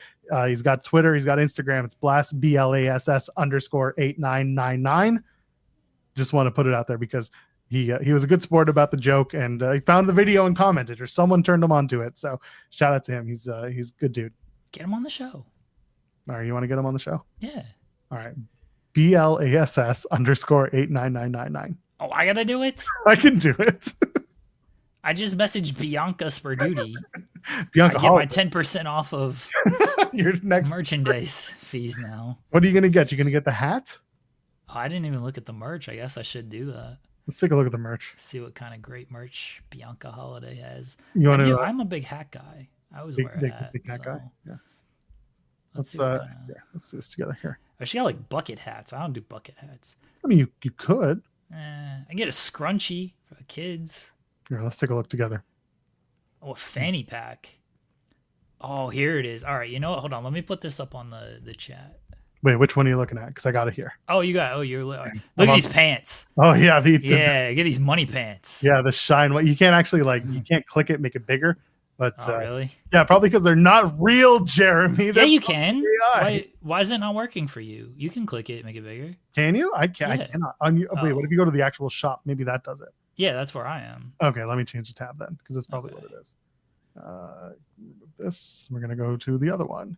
Stop screen. We're gonna go to share screen, and we're gonna go to the store. That's probably why. And we're back.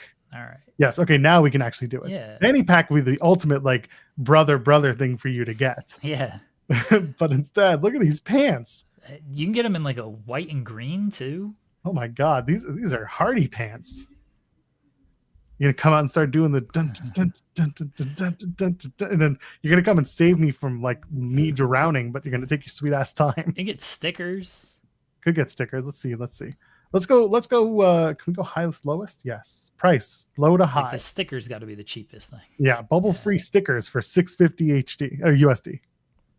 You get a scrunchie. Smile. It says smile. I know. I said scrunchie. Yeah, get the scrunchie. Shouldn't have like a snapback or anything. That'd be the kind of hat. That's true. Nah. Get the hoodie. I like this hoodie. Yeah. I wouldn't wear it, but it exists. Oh, Jesus Christ. I don't like the bee. not really what I would do. Yeah, I don't. Not my. Why do you have a giant bee on your chest? Huh? Where? Why don't you have one?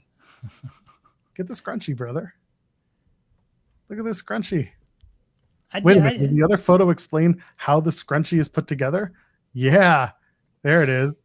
You got 4-way stretch fabric, durable elastic inside. It's made from fabric leftovers. It's a sustainable option. It's trendy. Fabric waste reduction initiative, moisture wicking, and versatile. How is it versatile? I don't know. It's a scrunchie. You figure it out. Rules. I get the scrunchie. Get the scrunchie and use it on a beard. I used to have my beard long enough. I had like the Lance Archer long beard, and I'd braid it. Pretty sure I have a photo somewhere. Yeah. You get the the unisex hoodie might be more okay. It's got the unisex hoodie isn't quite as bad. The B isn't as prominent. Yeah, it's not as big. Yeah. It's just in the corner. It'll be like, who's B? It'll be like, shut your bitch mouth. If your name starts with a B, that'd be good. Yeah, there you go. So my name doesn't start with a B, so it doesn't really help me. A rare beast could probably get it. Beast Mortos. Beast Mortos. We'll send it to Beast Mortos. Bianca Belair should wear this stuff. Bianca Belair should wear it. They do work with WWE. Yeah. Maybe she does the song for Bianca. Maybe she's actually the singer on her track. Man, if they ruin that track, I'm gonna be so mad. That's such a good song. Oh, I love this. We should get it for Brian Alvarez. Oh shit, that would actually rule. We're gonna pay him enough cameo money. At some point, we could have just bought him a hoodie. That's true. $50. They'll take 5 months, and on the 6th month, they were gifted a hoodie, and it says B. Goldberg, send the shit to Bill Goldberg. I sent it to Bret Hart. Oh, it's perfect. It's pink. Yeah. Because of the $sign stuff, I'd send this to AJ Francis. He'd love this shit.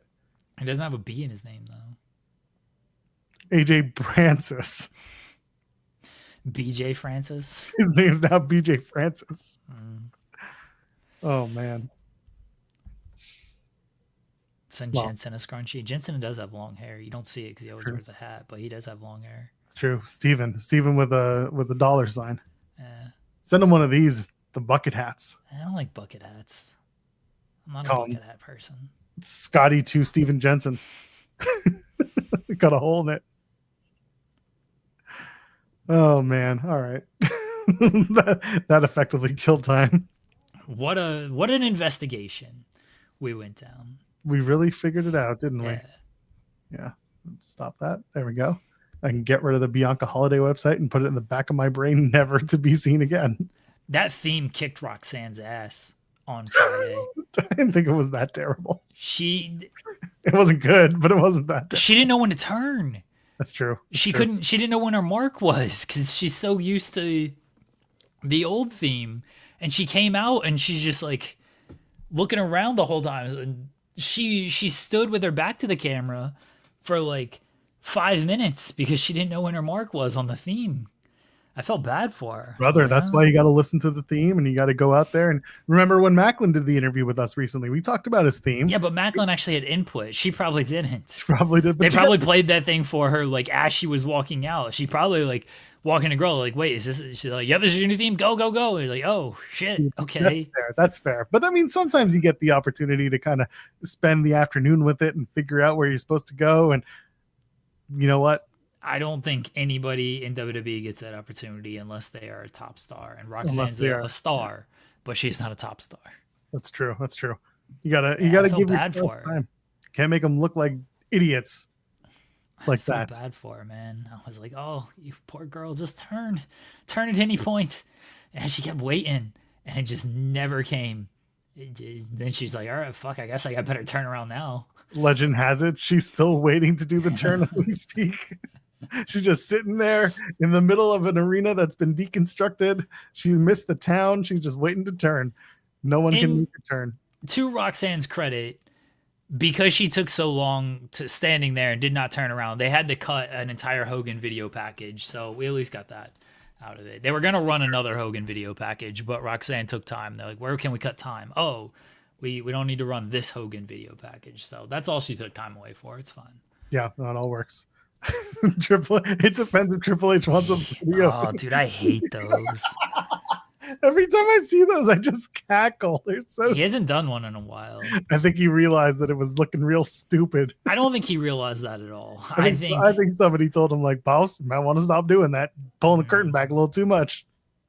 And then watch Unreal tomorrow on Netflix. I'm so excited. I don't think he realized that at all. They haven't had a big debut, because they did it like Phoenix and Penta were like the last big two that I remember him doing. They haven't had like a big debut on that level for a while. I think that's literally all it is they just haven't had a debut. Like once they do, we'll get the behind the scenes entrance thing again because can't help himself. The Unreal stuff. So you and I were talking about this before we went live. I was under the impression that last Tuesday, you and SP3 had discussed the video that ran as a promo on Raw for Unreal. Because for those who may not remember or didn't see it, they showed the I Show Speed Royal Rumble moment where, and we've seen this video before. We've seen it, like they did a whole thing about it where they show Akira Tozawa being brought and sat down. And they did the video at the Rumble. We saw all this. That's right. They did it. So they show you the video of I Show Speed getting, which is an entirely kayfabe situation. And they're presenting it to you right now for Unreal as if this was not planned. And they think like, this is what the show's about, not about literally everything else we've been showing you about Unreal up until this point. I'm watching. I was just like, wait, did they really just show that of all things? That's all right. But the show is not serious. That's the best part. If anyone takes the Unreal show seriously, I have bridges to sell you. Multiple bridges. It seems hilarious. SP3 and I didn't talk about it because it didn't register with either of us. It's like they went backstage behind the scenes when they carried out Tozawa at the Rumble. And they showed Triple H telling Speed to go out there at the Rumble. All this was a different camera angle on something we'd already seen. So it didn't give us any insight into the show outside of, they're trying to present this thing as real, even though they had theme music and he just happened to be back there and they queued him up with all of this. All right. They used it because they know Speed is a big influencer and has a lot of followers. And so they want to get people talking in that way, which is fine. That's their prerogative on things. But I'll watch the show. I know what the show is. I'm sure there will be some moments of like, that's an interesting behind the scenes. Like, I like behind the scenes stuff. It's just, I know it's a WWE behind the scenes, so I'm only going to get so much out of it. Get really excited for when they show you CM Punk punching out a coworker. Nope, probably not going to see that. Although that would make Unreal a lot better. We need Punk punching somebody out backstage for no reason. Just sock him out, and you never saw it on TV. That's it. I mean, what's the big points going into this are Jey Uso, we're going to strap a rocket to you, and how much WrestleMania changes. Like, this is the interesting stuff will be how much involvement is Rock and Cena and Cody, because it runs from Rumble to WrestleMania. So how much of that are they going to show? That's what I'm curious about. And I don't think it's going to be a lot, and I don't think they're going to tell the whole story on things. But that's what I'm curious about, is how much they go into it with Rock and Cena and Cody. Yeah, well, we'll see what they do. Probably not much. They're gonna have The Rock come and talk about how he showed up, plans changed, and then I realized I didn't need to be here anymore, and he went back to his home planet of Moana. Oh, yes, I agree. It does start from the Raw Netflix debut to WrestleMania. So my point still stands. I want to know how much of Rock, Cena, and Cody is involved in all of this, because opening segment, they show you the full 40 minutes of Cody and The Rock in the ring. Netflix debut. No. The hug, the shout out to Mama Rhodes, everything. Rock, the everything. And then they cut to the back. Rock goes back there. He walks past Triple H, shakes his hand, says, "Good seeing you, brother." And Triple H is like, "Good collaborating with you. I love that we get to do this." Rock walks away. Triple H looks up at the camera. What the fuck was that? And then it opens up. Unreal. And that's the entire episode. That's actually a good cold open. It's basically going to be, just make it The Office. I thought about changing it and doing like, he looks up at the camera and he says, "What the fuck was that?" And then it starts do do do do do do do do do do do do do do do do do do. But no, instead we just did Unreal. That's a good cold open. But then that's not going to happen because Triple H isn't going to say all of that. Yeah, No, WWE Unreal was The Office. That'd be hilarious. The fact that they never capitalized and did an Office reboot of WWE, money on the table. Then again, Vince famously hated the Twin Peaks thing. He hated that. Tell Maggie that Vince hated it. Vince hadn't watched Twin Peaks yet. You know, everything that came out, he was 10 years behind on. So, well, the problem was Twin Peaks wasn't on WWE Network yet. Yeah. So, you know. Oh, yeah, we're an hour and a half in. Let's talk about the thumbnail. Drew McIntyre is currently, or at least as of last night, stuck in the UK. He went for a wedding, according to his Twitter. He said he had a great time at the wedding. He and his wife went. And when they went to go get on the plane to go back to the US, well, he was denied access onto the airplane. I think he said he had his UK passport, but he doesn't have his US passport or his US documents. He was saying something about showing them photos of things, but they wouldn't let him onto the plane. And now he, at least in the video, was saying now he might miss SummerSlam. And Fightful Select did report on this as well, that this is real. He is stuck in the UK. The hope is that in the confidence is there that the situation will be rectified. Although obviously nobody is pleased that McIntyre is going through this situation, and of course Drew's been living in Nashville for the last few years, so this has been a conversation for the last few hours. I think it's very funny and upsetting that Drew's stuck in the UK, but also if you're going to be stuck anywhere else outside of the US, it'd be pretty okay to be stuck in the UK. I thought this was a work at first. I'm like, oh, Drew's blaming Jelly Roll and is just working. He took this video because he was over there for his friend's wedding. He took this video and just, oh, he'll show up on SmackDown. And like, I thought he was in the UK. I mean, hopefully he still shows up on SmackDown and they can still do all of that. But apparently it's legit. I assume Drew will be okay. It still sucks that you have to go through this the week before a pay-per-view, like a big show, and you're not able to get on your regiment and get on, whatever your weekly routine is ahead of a big show like this. Now you're elsewhere. Fortunately, it seems like he's got friends over there. Again, he was just at his friend's wedding, and I'm sure he can stay somewhere, and like he's probably doing okay. He's not trapped in the middle of nowhere or anything, but he's got till Friday. Hopefully he comes back and things are fine. He took a private plane there. You can't just like get back on a private plane. I mean, you still need to clear. You still need to clear customs, and it's not like you can just get on a plane and go like passenger manifest. You still got to get through it properly. I don't know. I've never taken a private plane. I don't know how it works. I thought you just go where the hell you want. Doesn't matter. For the record, I've never been on a private plane either. I just watch a lot of creators who do that stuff. No. You know what? That's something that absolutely just grinds my gears is when some of these creators take like $40,000 trips as part of their channel content, and I'm like, where did you get this money? And I know sometimes they're brought on by the actual like people that are having them do the trips and it's a propaganda thing, but sometimes it's not. Anyway, now I'm going off on a tangent. I loved that Drew did turn it into I blame Jelly Roll for this.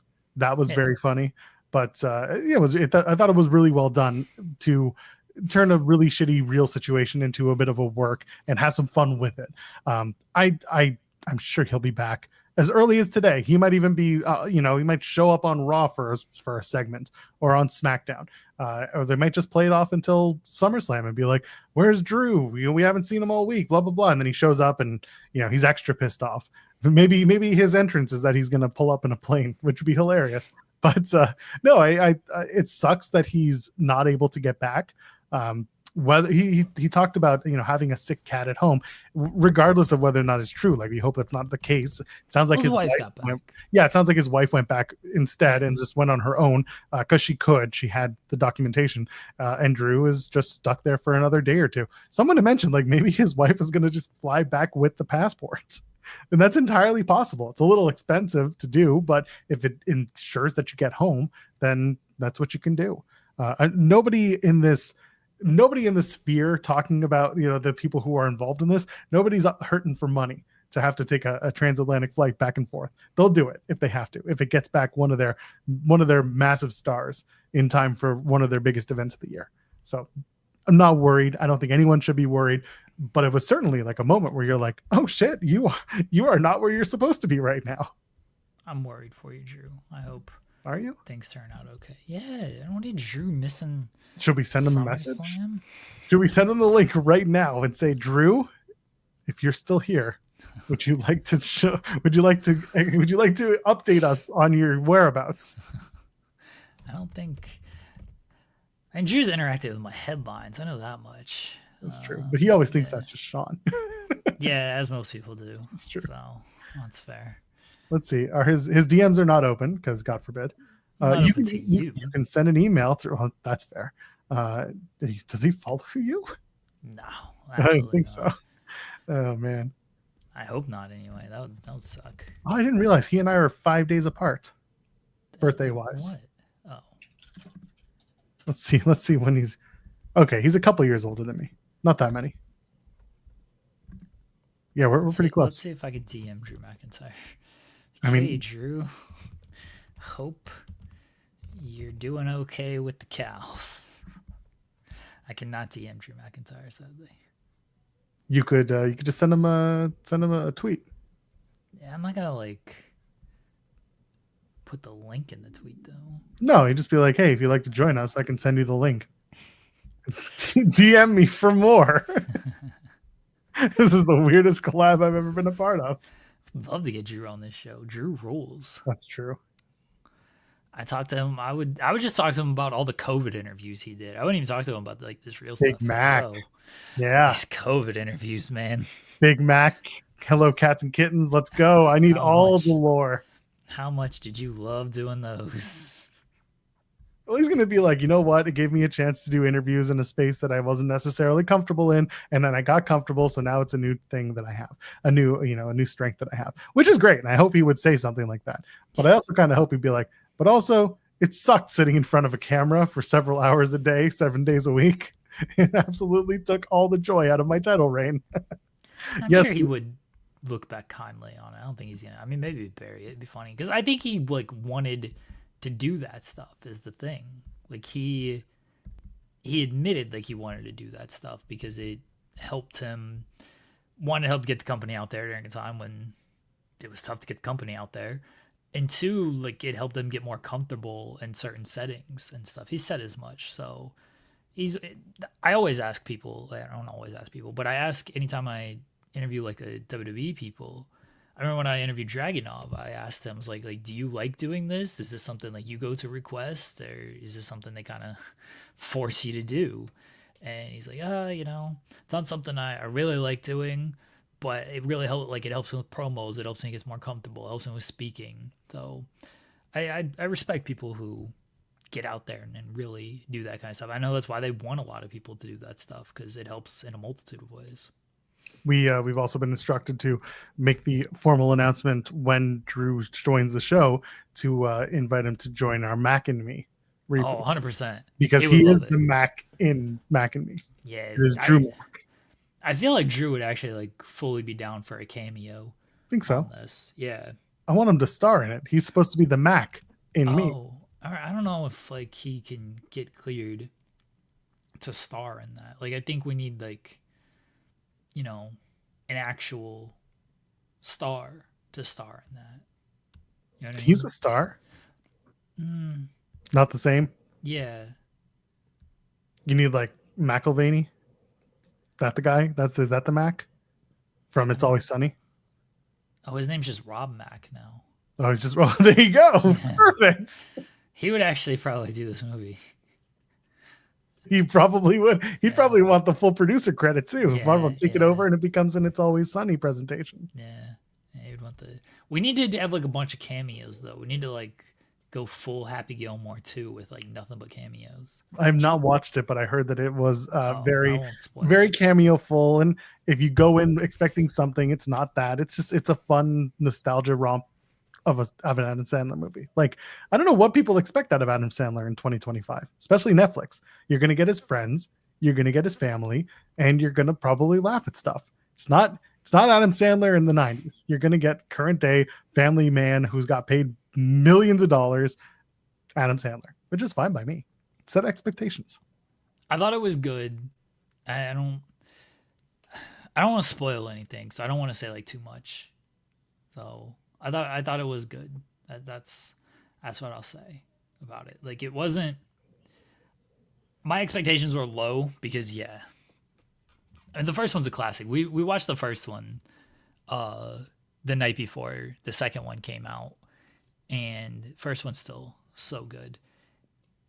And my expectations were all right. Like hopefully they can build off of this and like not completely ruin what the original was, and they didn't. Like it was good. I don't. It's probably not something I'm gonna go back and like watch again. I'll just watch the original again if I want to watch something. But it has some moments. It has some good scenes and everything. Probably still too long. I mean, any movie that's like 2 hours, like whatever happened, just 90-minute comedies. That's what I love about the first one. That thing is like hour and a half, in and out, done.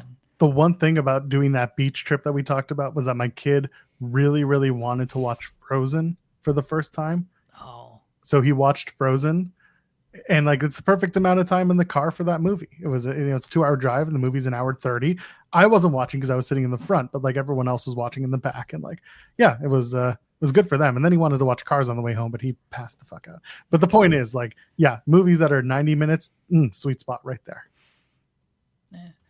Tenor is saying should have been a cinema release. Well, he's got a deal with Netflix. Sandler does, so I don't know if that ever was broached of being a cinema release. I think it was kind of always going to be a Netflix thing. It probably could have been in theaters and done well. I don't know how well, just because I don't know what's good in the theaters nowadays. Like what constitutes a success for a theatrical release. And I don't know if people would have been like dying to go to the theaters to see it, because I think there was a lot of reservations from people when it was announced of like, oh, how can you do a second one now after all this time? Like this just feels like a cash grab, and you're just gonna ruin our thoughts of the first one and everything. So I don't know how many people would have been like clamoring to like go to the theaters. I think it worked better as a Netflix release.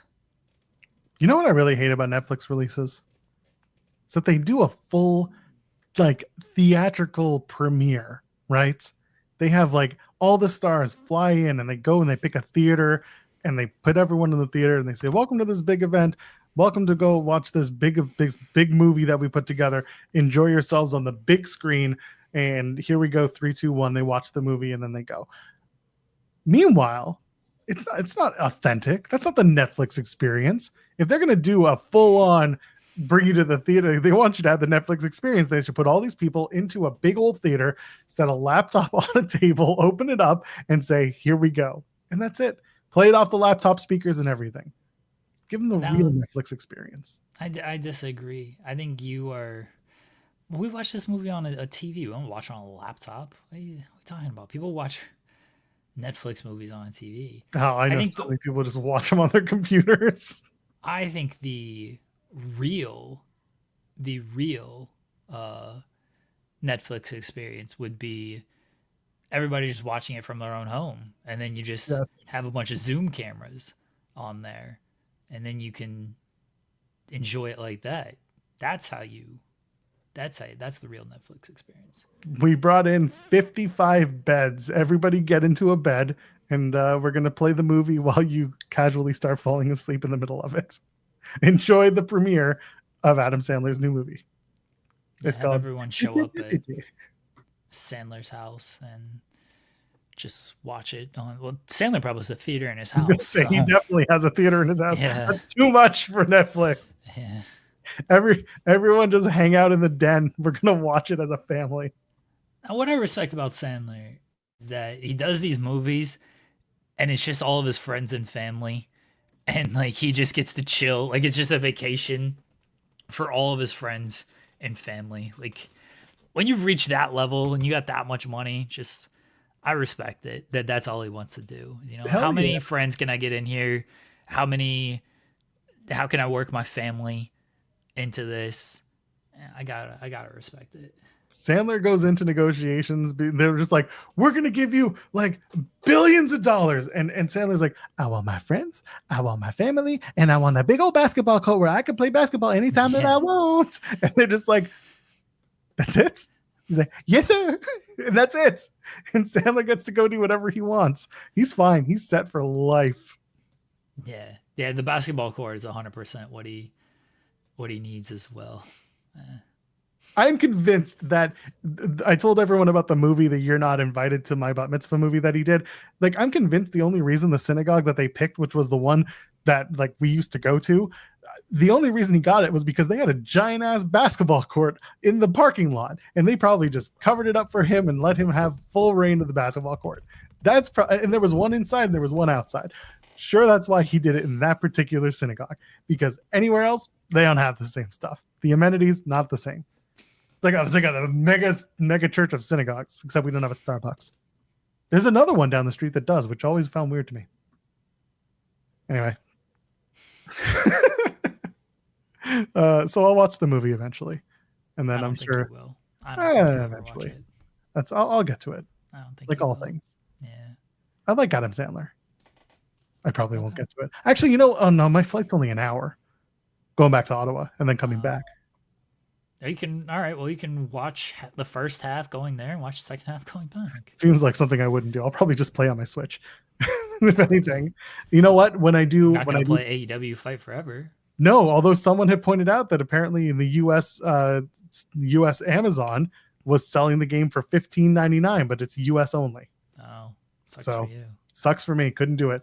It was close though. I do appreciate that someone had pointed that out. I do like it when people keep me up to date. But remember, I'm a Canadian and they don't change the price. There will come a day.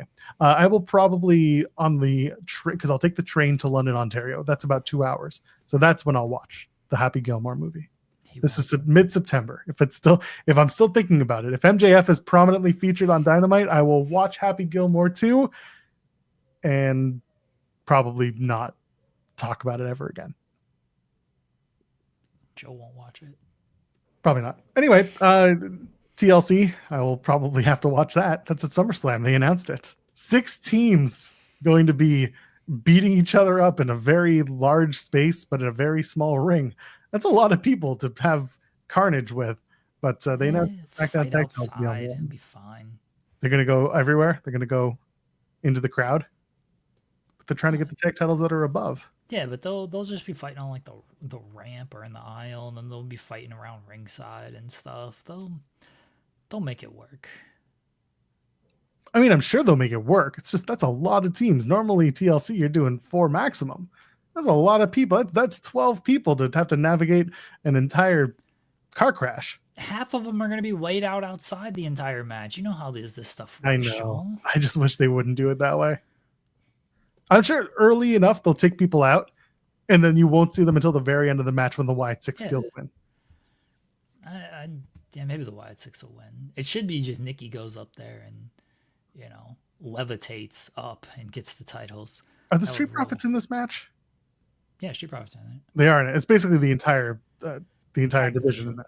Okay. No, it's because the Street Profits didn't get the tag title rematch right after. Anyway, the Nikki Cross though is going to get cut off by Candice LeRae and the other one, BFAB. BFAB. Yeah, I was thinking Bianca, but BFAB is the name. Yeah. I assume they'll get involved in some way. It's a cool match to add to the show. I'm glad I didn't go to SmackDown on Friday. Me too. Had the opportunity. I was like, nah. Like the card wasn't much on paper. I didn't really care to sit there for the Hogan tributes, which honestly the Hogan stuff was pretty tame, all things considered. They did the 10 bell salute to start the show. They showed some video packages and some career highlights and stuff. I was like, oh, okay. But I knew that main event was ending in a DQ as well because they didn't want to beat Phoenix and Andrade, and they weren't going to take the titles off Wyatt Six that quickly. It was a nice way to set up the TLC match, but God, I hate when they do these DQs in the main events. I absolutely hate it. I know they're doing it because they wanted to end the show with the big brawl and the big TLC announcement. That got a pop and everything, so it worked. I'm not going to sit here and be like, well, it didn't work, because it did. It got the desired reaction that they wanted. But as a viewer, it's just such a turnoff for me to sit through a main event and then not get a finish out of it. You want to do that in the opener or mid-match show, fine, but your main event's supposed to be your most important match, allegedly. And then to have it end in a DQ, you just not force, but these people just sat through a 2-hour show, 2.5-hour show if it's Raw, for the most important match on the night, and they came away with a unsatisfying conclusion. That sucks. That sucks. At least they had the good follow-up of the brawl and the TLC announcement, because sometimes they just do the main event match and it ends in a DQ, and then it's like, all right, anyway, see you on next show. But the show was just missable. Yeah. Just missable. It was. I got through it in probably less than an hour. Someone saying in the chat that they should have added Pretty Deadly to the list. They are, unfortunately, Elton Prince is injured, so he's not available. Kit Wilson has still been doing some stuff. He was doing some speed and main event matches. He did the Aleister Black match too a couple of weeks ago. That's me. I think so. Pretty That's sure. when they announced. That's when they announced the injury too. Oh, it's been months. My God. Yeah. So anyway, that's why you're not going to find them back just yet. But hopefully they get well soon and they're back to it really soon. But yeah, the announcement being on the SummerSlam card is good. I was also, when they announced the SummerSlam lineups, something felt a little weird about, like, if it felt a little off. I don't know what it was. Something felt off kilter. Maybe the fact that both tag team matches, all 3 tag team matches, are on Saturday, and every other match on Sunday is a title match and then a triple threat, which is also a title match. It just felt weird. So I'm assuming TLC is also going to be on Sunday, given that it has fewer matches. I think. Maybe. I don't know. I think they'll add one more match though as well. I think they want to keep it even number of matches. This would even it out. Oh, would it? Okay. Yeah. So right now on Saturday, it's Zayn and Cross, which I didn't even realize was added until I saw it. That was added when they did the card announcements. No, was okay. So I'm not crazy. Okay, I didn't realize that was then. So yeah, Sami Zayn, Karrion Cross, Stratton and Cargill for the women's title, Reigns and Uso against Breaker and Reed, and then I was surprised that they also put Randy and Jelly Roll and Drew McIntyre, Logan Paul. I thought they would split those up. I thought those 2 tag matches would be like their star blockbuster tag, not blockbuster, but their star tags. I thought they would put them on opposite nights. No, they're both going to be on Saturday.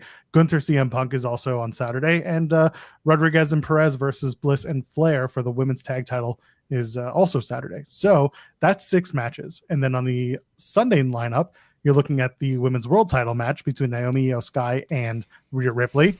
Becky Lynch and Lyra Valkyria for the Intercontinental Championship is there. Solo Sikoa and Jacob Fatu in the cage for the U.S. titles there. Dominic Mysterio and AJ Styles for the Intercontinental Championship, and John Cena versus Cody Rhodes in the street fight. That's also for Sunday. So I am assuming that the tag titles are now Sunday, probably to open the show, because all the debris and stuff. So yeah. Sunday is looking like the crazy day. It's all title matches. Sunday is all title matches. Saturday is 3 title matches and 3 grudge matches. I mean, I gotta watch both nights regardless. So. Fair. I mean, if you're buying tickets, I'm curious, like, if people were looking at tickets and being like, I can afford one night but not both. I wonder if night 2 has trumped night 1, just because of the amount of stuff going on. I think night 2 was maybe always going to be bigger. I don't know. I guess it just depends on what matches, how they divvied it up. So yeah, I mean, it's on WWE to kind of make both nights equally important, because you want to sell the most amount of tickets possible, right? Yeah, I think they just think the show sells on the show, and for the most part, that's kind of true. Yeah. So, there's stuff on night 1, like Roman's a star, CM Punk's a star. You got those 2 on night 1, and you got Cody and Cena on night. That's what's moving the tickets. Yeah. And Rhea's on night 2, right? Rhea is night 2. Yeah. The triple threat. Yeah. Those are the people moving the tickets. So they're gonna move tickets regardless. WWE ain't hurt. I'm less worried about that. I'm just curious, like, for people who were on the fence. Let's say you're a last minute ticket buyer and you can only do one night. I wonder who would want which match, or which night, I should say. I wouldn't want to go to this show at all. That's why we're not talking about you. I'd be like, I just want to stay home and watch this show on Peacock. Sure. It's kind of how I feel most of the time. Yeah. Like night 2. Night 2 is the night to me. I mean, it's where stuff's going down. Yeah, night 2 is better. Night 2 is better. Night 2 doesn't like fully move me. You want to see John Cena and Cody Rhodes. That's all you need. Once again. I felt bad for Cody on Friday. Why? Because he just had to go out there and he's trying to carry this feud where Cena's not there most weeks.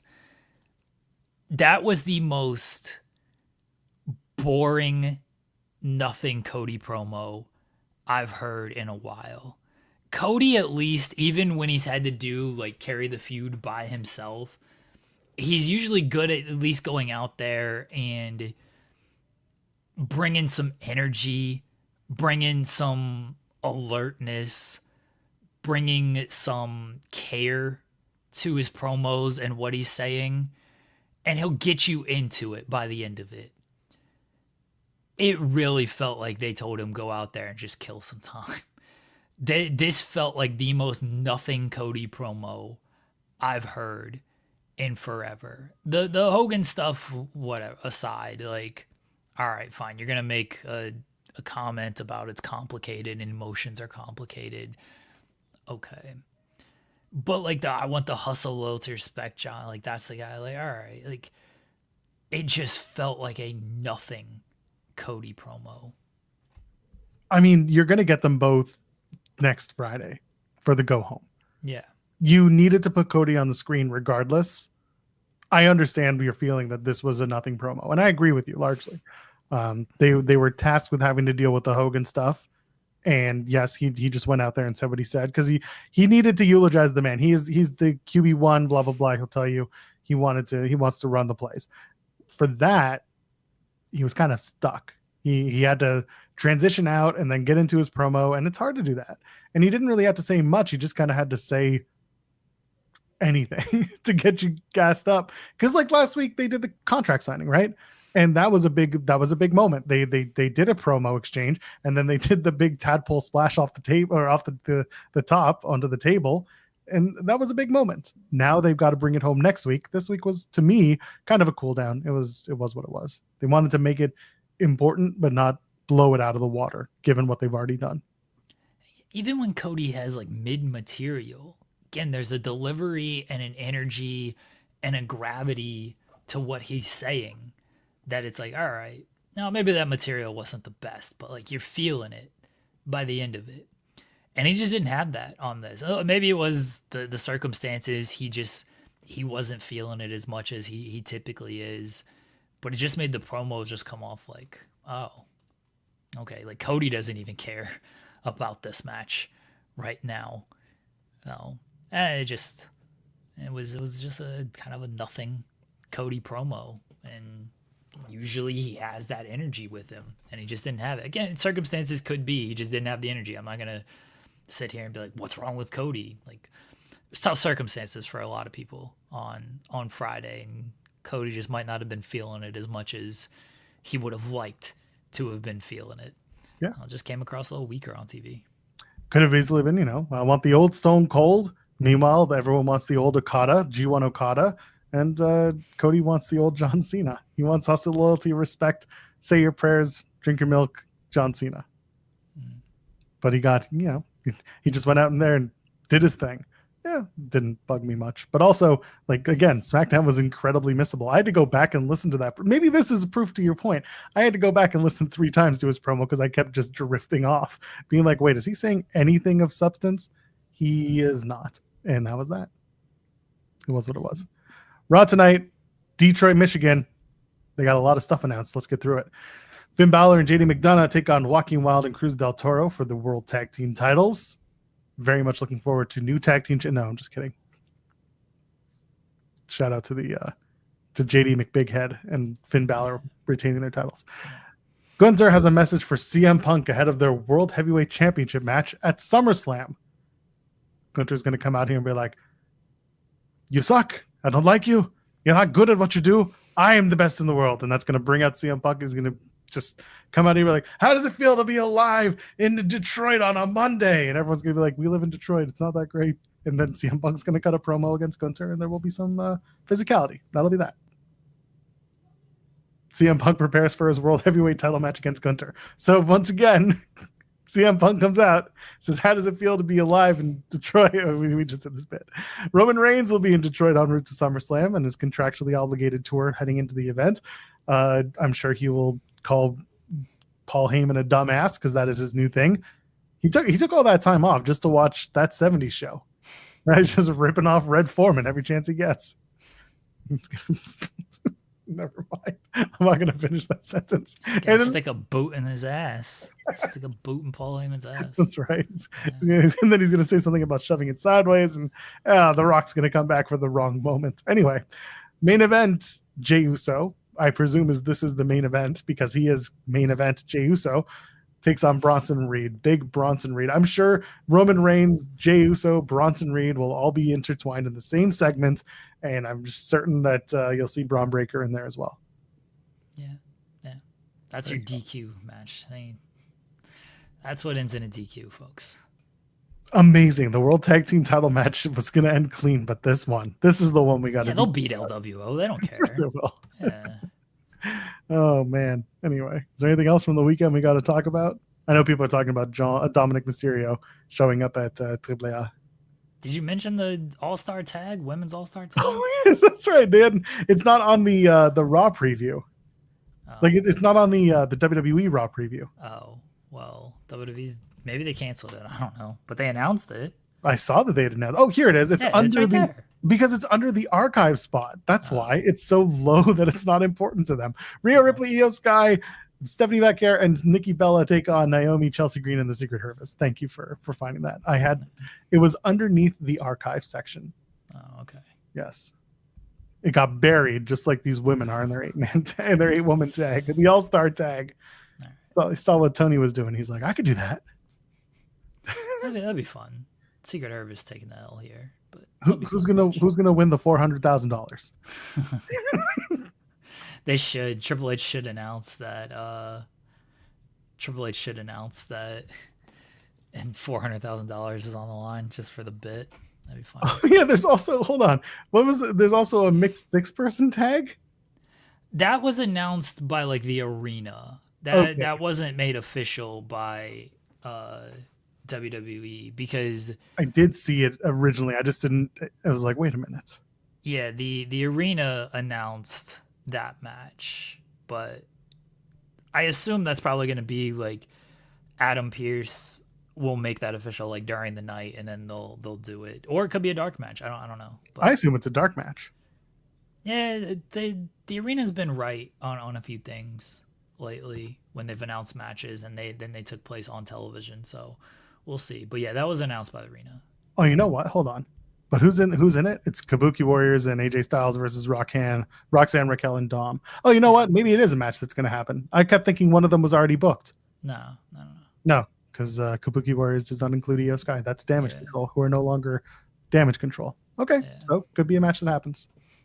Triple H announces a $401,000 match. No, it's $400,001. Yeah, and $1. That ought to shut him up. Everybody gets that extra quarter. Hey man, those big dividends in 25 years. I know we didn't talk about Collision. I apologize. We got deep into investigative reporting. So yeah, that's true. We did. I mean, listen, just to pop SB3, we can give them 2 minutes on Collision if you want. People won matches, and matches were made. They set up Dustin and Kyle Fletcher in a street fight. I assume that's where Dustin loses the title. I think Dustin should have had more title defenses. The one match against Lou Moriarty wasn't enough. I feel like he should have. Look, fuck, maybe he's going to beat Kyle Fletcher. I don't think he will, but maybe he will. Yep. I thought Athena and Alex Windsor was really good. Very good match. Yeah, great stuff. And you're pulling in the entirety of the story with Billy and of course with Tony Storm. Tony Storm and Alex Windsor do have a background, so you get the tag team match out of this, and then inevitably you get to Athena and Tony, and you can do Billy, and you can do everything. You got 4 women that you can work multiple matches with. Yeah, and tag tournament brackets, and Anthony Bowens is turning heel. Hilarious. Billy Gunn's gonna beat them both, by the way. It's gonna roll. It's so funny. Billy's like, I'm gonna get you some competition, and the competition is the guy who comes out and asks for competition every week. So what did Billy do? He did nothing. He just be a little bitch. It's so funny. I wouldn't even turn Bowens heel. it should just be that Billy joins Max Caster, and that's it. No, you got to turn Bowens at this point. It's such an admission of like failure. Yeah, but I'd rather them admit that than continue to go down this road where it's not working as a babyface. So, oh man, just beat him up. You had such a good opportunity to do something with Bowens. It sucks that it looks like they might not be going far. But we'll see. It could go either way. Like I can see them turning him heel and just being like, that's the way it goes. Or I can see Max Caster, going babyface, and they try to do that. Because like they brought up the win-loss record. And he's like 0-25 or something this year in AEW. Yeah. Max Caster. So like you can have some fun. We'll see.